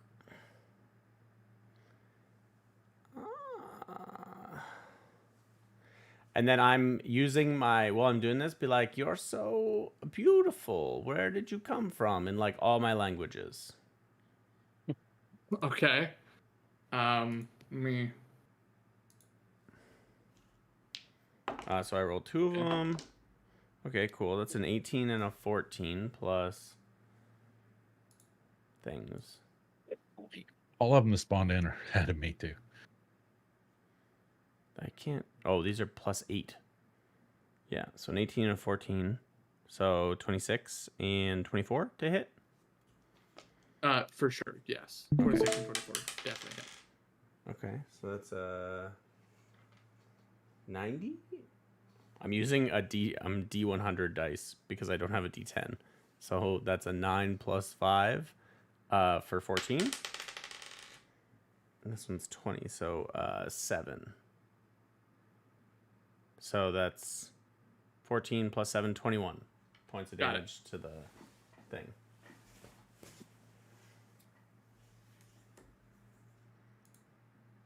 All right. And that's your action. Yeah. My movement was to move around to the other side. And then bonus action. Maybe I'll no, it's fine. I have no bonus. I don't want to do a bonus action. All right.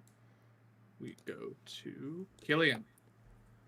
Manifest my echo right here for my bonus action.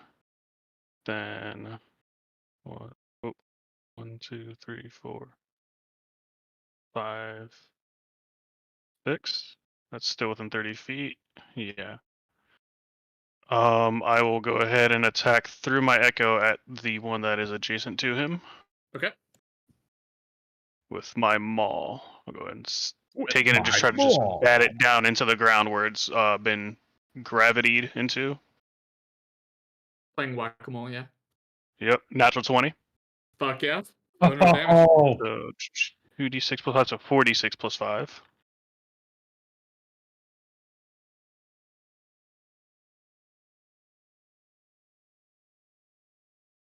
And was it Great Weapon Master? I can re-roll ones. Mhm. So 5, 10, 15, 20, 23 damage. As your echo brings the maul up in tandem with your own, it just sinks it down into the ground, and you hear a splattering as this nasty green blood gets sort of splattered all over the ground and is now coating the end of the hammer of your echo. And I forget, can I move my echo after I've manifested it?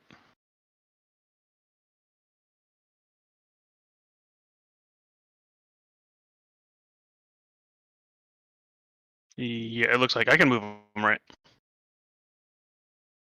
Oh. It doesn't say anything I guess not being able to move him after I've manifested him. Okay. So I'm going to move him 30 feet this way. Solid. And just go ahead and play whack-a-mole again. Just going to bring it and try to slam it down when it's in that little crater. All right, roll the hit. That is a natural 1. Karmically, this one misses. But the first one splattered. The second one, the echo goes flying across the field 30 feet, and it tries to do this uppercut thing. But as it swings, this thing leaps at the same time, causing you to miss. That's your action. Do you have your bonus action to summon? So you're staying put? Yep. All right. It's this guy, who I'm gonna roll. Perfect. He's going to please roll another 2d4 for me as it leaves.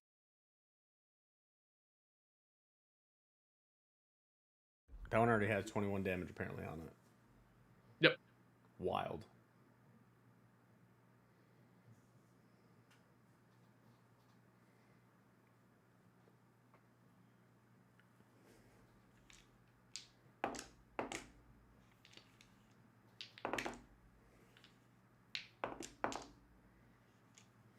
We can't hear you.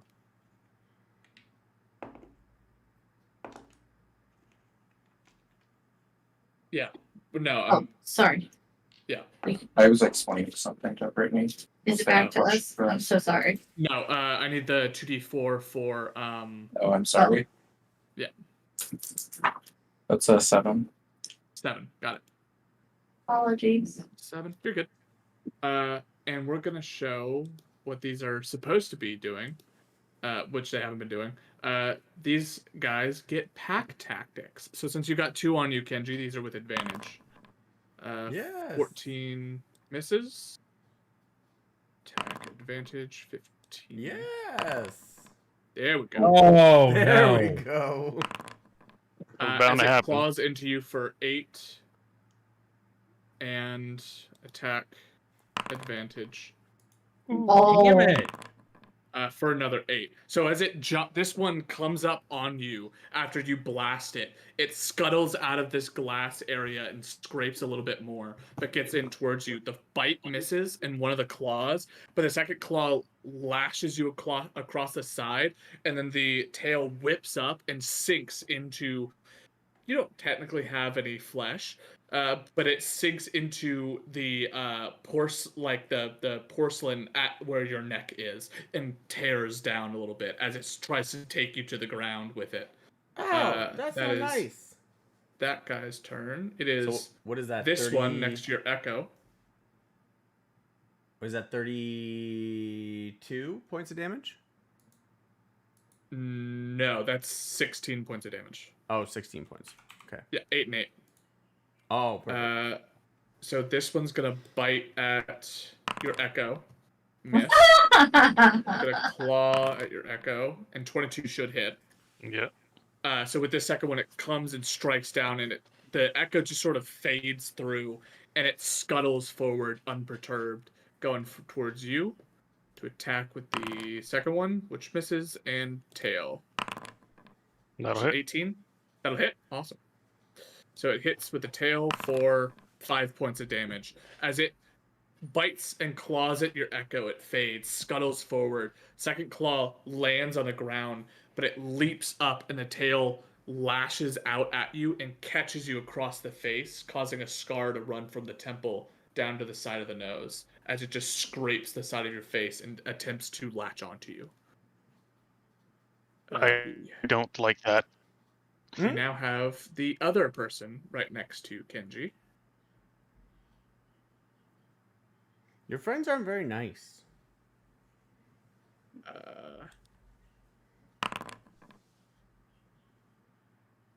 22 should hit for 3 points of damage. Okay. Second one is a claw attack. Oh, that should be advantage. Let me roll again. But 22 or 13, so 22 will hit Okay. for an additional 4. Okay. And then one more claw, this time click advantage. Yeah. So that's 3, 4, 5 damage. Okay. And then the last one is advantage, a 17, which misses with Shield of Faith, No. right? Right. Yeah. I should put him at So 18, right? No. It- You said +2. It puts me at 19. it jumps up at you. The teeth sink in. The 2 claws rake against your chest. And as the tail comes around, the tail was about to hit you right in the temple, but there is a shimmer as a Shield of Faith blocks it from landing and causes the thing to just sort of hiss at you as it's latched onto your body now. Guys, these things aren't very nice. Varnax, it is your turn. Hey! Hey. We're about to fuck Hey. this shit up. All right, I'm going to move to here. Mhm. And I'm going to attack this thing with advantage, right? Because we're flanking. Absolutely. All right.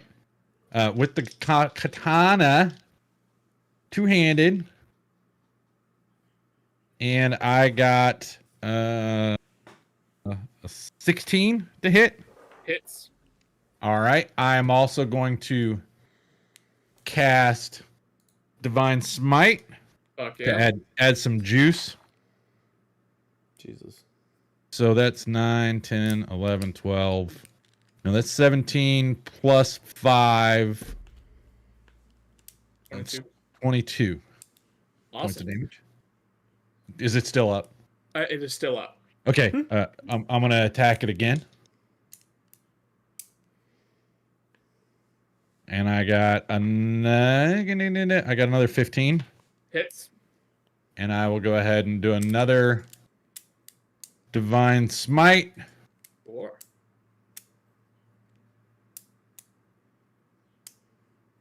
So that's 5, 11, 16 points of damage. 16. You rush around to the other side of Killian, and you land these 2 massive hacking slashes. The first one takes off one of its claws, and it's a mandible off of its face as you just slash through. The second one, as you come around, you're able to slice straight down the midsection, going from shoulder all the way down to its lower belly, and causing the thing to just splatter with this dark green blood across the ground. So bonus action. Well, I can't do it. What's the range on? I got a touch. Crap.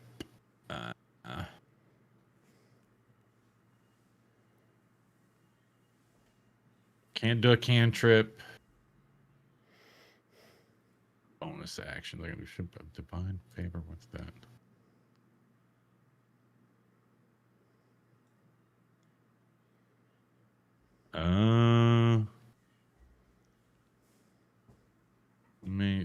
Let me make a. Oh my goodness! It's a straight line though. Shit. And I used all my movement. Damn it!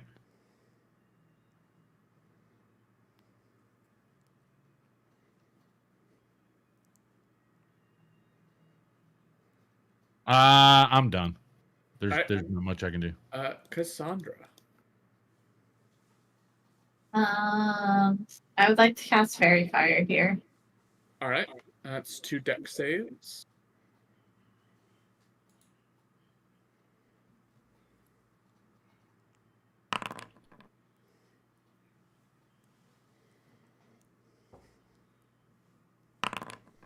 They both pass. Right. I question about flying. Can I fly over the spike growth without taking damage? How high can I fly? You would be able to fly high enough. You'd be high enough to where you're hovering over the ground. I would say that you'd be able to go over, over material that is flat with the surface of the ground. Anything that protrudes above it would not. So I would say, for example, like a pool of water, you could fly over, or like a pool of acid, you could fly over. For something like spike growth, where it protrudes out of the ground, I would say no. No, because we haven't done flying stuff in battle yet. Yep. I'm not gonna move. I'm gonna stay right here, and that's my whole heckin' turn. Cause that's it. Alright, I'm gonna try to hit this guy with my weapon. It's a 16 to hit, Absolutely.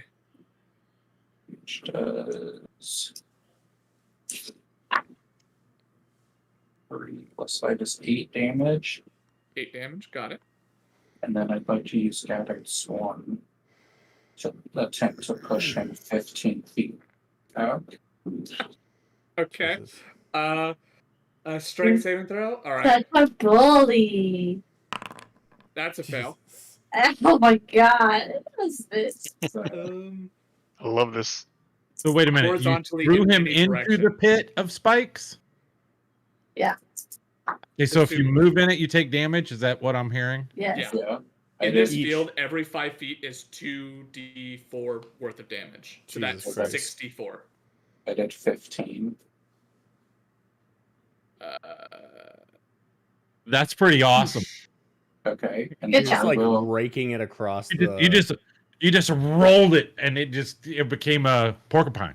I will drop concentration Good call. Good call. and then move here and make my second attack. Michael. And you're so Damn. fucking smart. I Should should I say, we're learning the theme of my character. It's finally happening. Um, that's going to be a 22 to hit. On the one in between you and Kenji, Yes, did you roll with advantage for? I did. Yes. Oh, cool. For 7 points of damage. All right. And then with my bonus action, I'm going to do the special ability for the double-bladed scimitar, which is like an offhand attack, basically. Mhm. Except it still gets the modifier and does 1d4 instead of 2d4. That's another 22 Hits. for 7 points of damage. Holy. So you, with this thing trying to jump up at you, it jumps. You smack it back down with your first hit, and the swarm follows up and shoves it, and it's just across a cheese grinder as it just back and gets eviscerated backwards. You drop the spikes as they all sort of wither, or the glass sort of turns into sand and goes back to its base form. As you rush over, hit 1, hit 2. This thing went from full health to very much hurting after those 2 strikes. That is your go, Kenji. Your friend hurt you.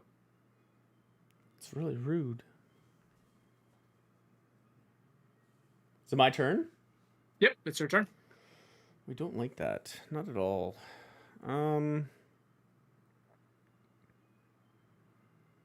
I'm going to back away. Actually, no.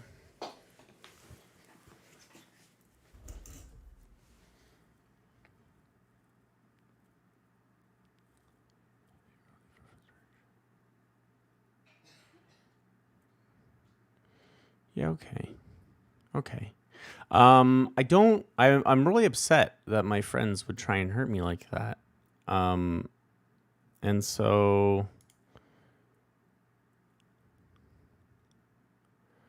I'm going to look down, and then when I look back up, my eyes have rolled back in my head, and I'm going to say, well, that's not very nice. And out of me, within 5 feet, spinning swords will appear. All right. As I cast Sword Burst, and they need to make a Dex saving throw of 16. Surely they are not nimble. Saving throw. Normal. That one will fail. Beautiful. Dex. Saving throw. That one Beautiful. will also fail. And it's 1d. No, it's Should be 2d6. Yeah. So that'll be 4 and a 3 for 7 All right. points of You deal force 7 damage. points to both. Yes. All right. I just wanted to be friends. It's your action. Yep.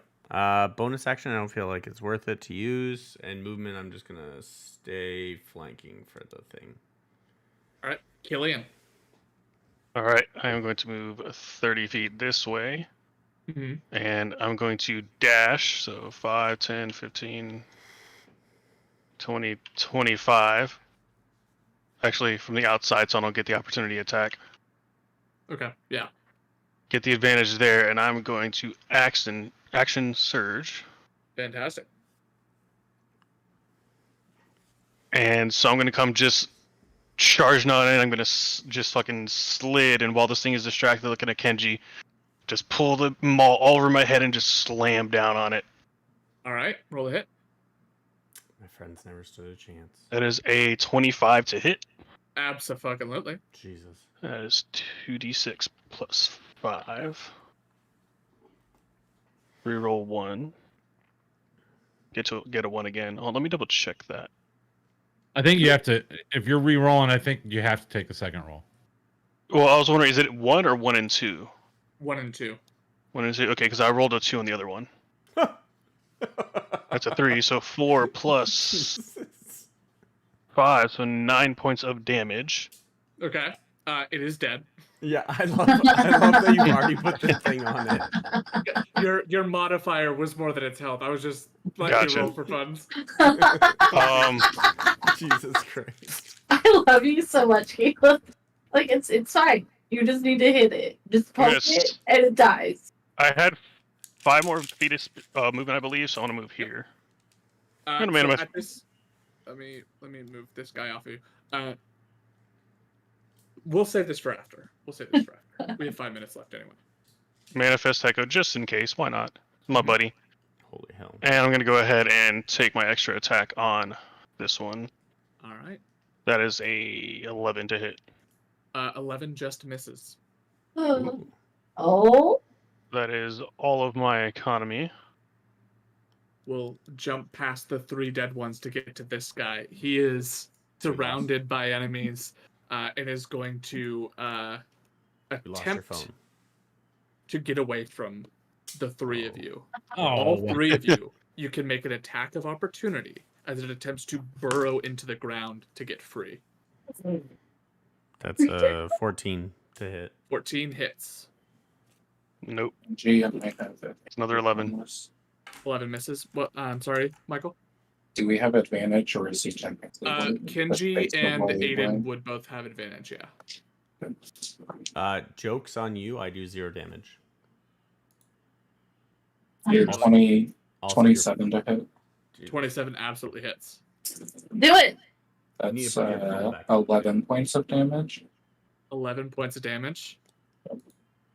Do you actually do 0 points of damage? I actually do 0 points of damage. My strength modifier is -2. So you go to hit it and you seriously wound this thing, but it's able to just escape. Are you Is it kidding me? Is an Wow. attack an ability check? I'm sorry? Is an attack an ability check? No. Damn it. With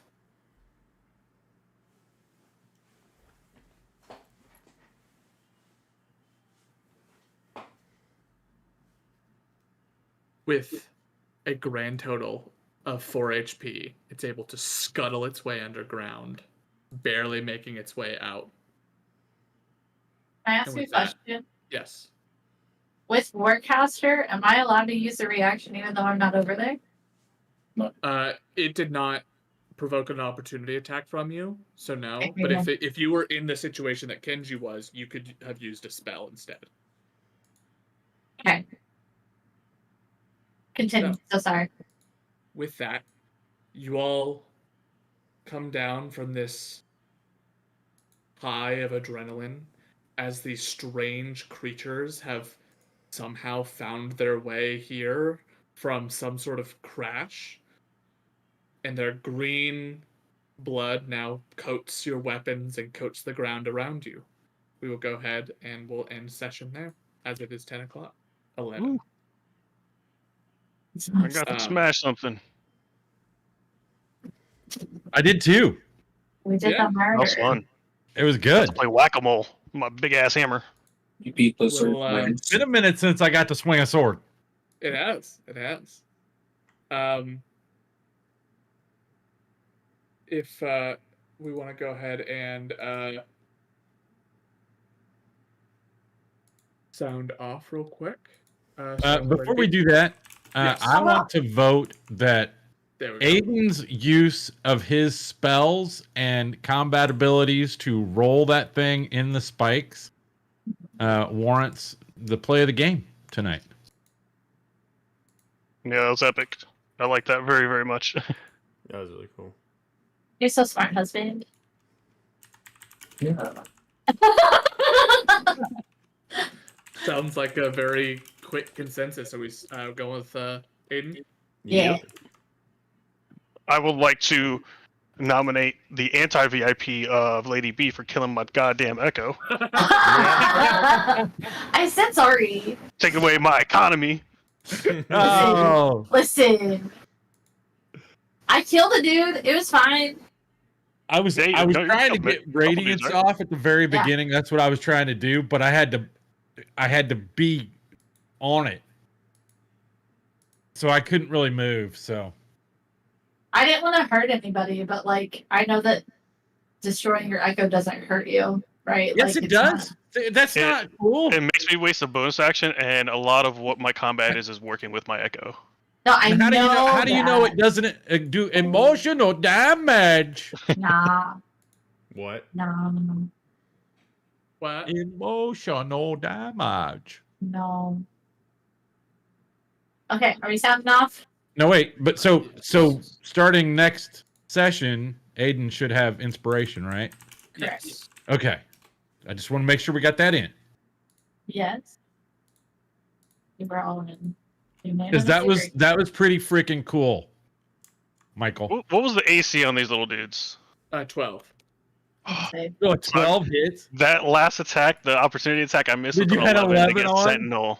Oh man. Oh, I was so That was close so for it good. to not being able to get away. Even I I mean, don't probably think just killing it anyway. They But would have just killed it. Yeah. yeah, Yeah, but we don't know. Like, okay, so now this alien thing has landed and is not dead. It could breed, and there could be more of them. Yeah. It could just take over the whole thing. let's You ever fight more. played Star Look at him Trek? twirling his mustache. Look at him. Look at him. And it's not long enough to actually twirl, but yes, that's the. Dick Dastardly there. You know something I completely forgot this entire time was that I have Unleash Incarnation. I never used it once. I know you didn't. Because well, you see, you didn't. Normally, when something is still up, you use it to get another set of blows in. It's been so long I completely forgot about it. No. But I'm saying though, but we were doing enough damage to them that they were Yeah. dropping that you didn't even have to think about doing it. Yeah. I would have used it on the last one, but hearsay. Hearsay. Lady B. Hi, I'm Lady Brittany. I stream on Twitch almost every day. Sundays I take off for sure. I start at noon Eastern and go until I'm tired. And we do a bunch of comfy cozy games. We do Palea throughout the week and Fate Farm on Fridays with a group of friends. And then I cover a couple of games when I'm asked to by companies because that's a thing in my life now. It's kind of cool. I got paid for the first time. Oh my god, that's really cool. Anyway, that's me. Husband? I am Michael. I'm sorry, hold on. Not just husband. MVP husband. Go ahead. I'm Michael. I am Lady Brittany's husband, and I am not really on streams outside of the ones you guys are watching now, or occasionally on Lady Brittany's stream. But yeah, I don't really have social media or anything, but you can catch me here on Sundays. Step. Oh, hey, didn't see you there. My name's StepFreak. You can catch me on twitch.tv/StepFreak, STEPFREEK, and on YouTube at StepFreakPlays. Oh yeah. OEF5. I'm not even going to say that I stream because I haven't in such a long time. However, I am Lady B's IRL father. You can catch me in her stream sometimes, maybe playing Paelia if I'm not playing Starfield now. So, yeah, that's who I am. Even though I have this nice fancy setup, I don't use it anymore. I haven't. This is the only game I play on the computer now. So that's it for me. I am Snooky. If you're interested in more D&D, I play as a character on Wednesday nights on Empoleon Dynamite stream, along with Frag and Wagon. If you'd like to see us fight even more, you can watch there on Wednesdays at 7 Eastern. I don't know. Yeah. The time zone changes messing with me still. So that's the only place you'll be able to find me. I've already deleted Twitter. I'm not using Threads or whatever it's called. X.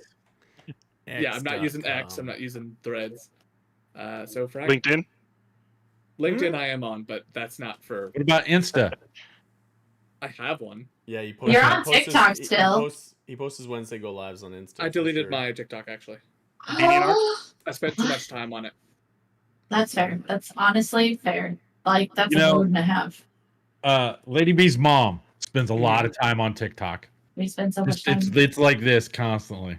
We are constantly sharing TikTok back and forth. It's great.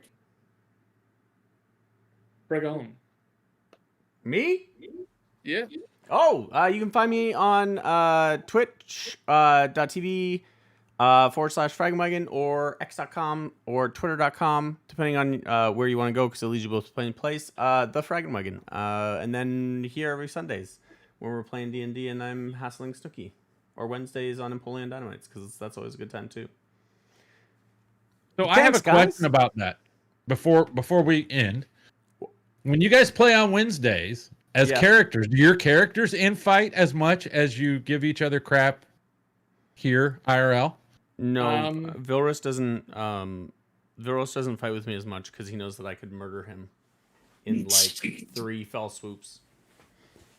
And he can't even deny it. If I get in close with him, he doesn't stand a chance. I like that look. Look at that look. Actually, I try and do nice things for him, and he ends up handing them away. I gave Wait, him a no. pearl of Hang on. power. I gave him a pearl of power. I bought a pearl of power. I gave it to him. He gave it to another player. It sits in his bag, and the other player doesn't even use it. He came to me, did not elaborate on how he got it. Fully intentionally made it seem like he stole the thing, which meant I didn't want anything to do with it because that's now hot goods. That's gonna get me in trouble, and so I tried to walk away. And I get shit for it ever since. Besides, Yeah, dude. I've got better but stuff equipped anyway. See, we've known Fragan long enough to know not to trust him. So Always be Exactly. That's trusted. why I didn't trust him. all right. Sorry, Fragan. I didn't mean to interrupt your outro. That's all right. We're gone. Bye. Bye. Goodbye.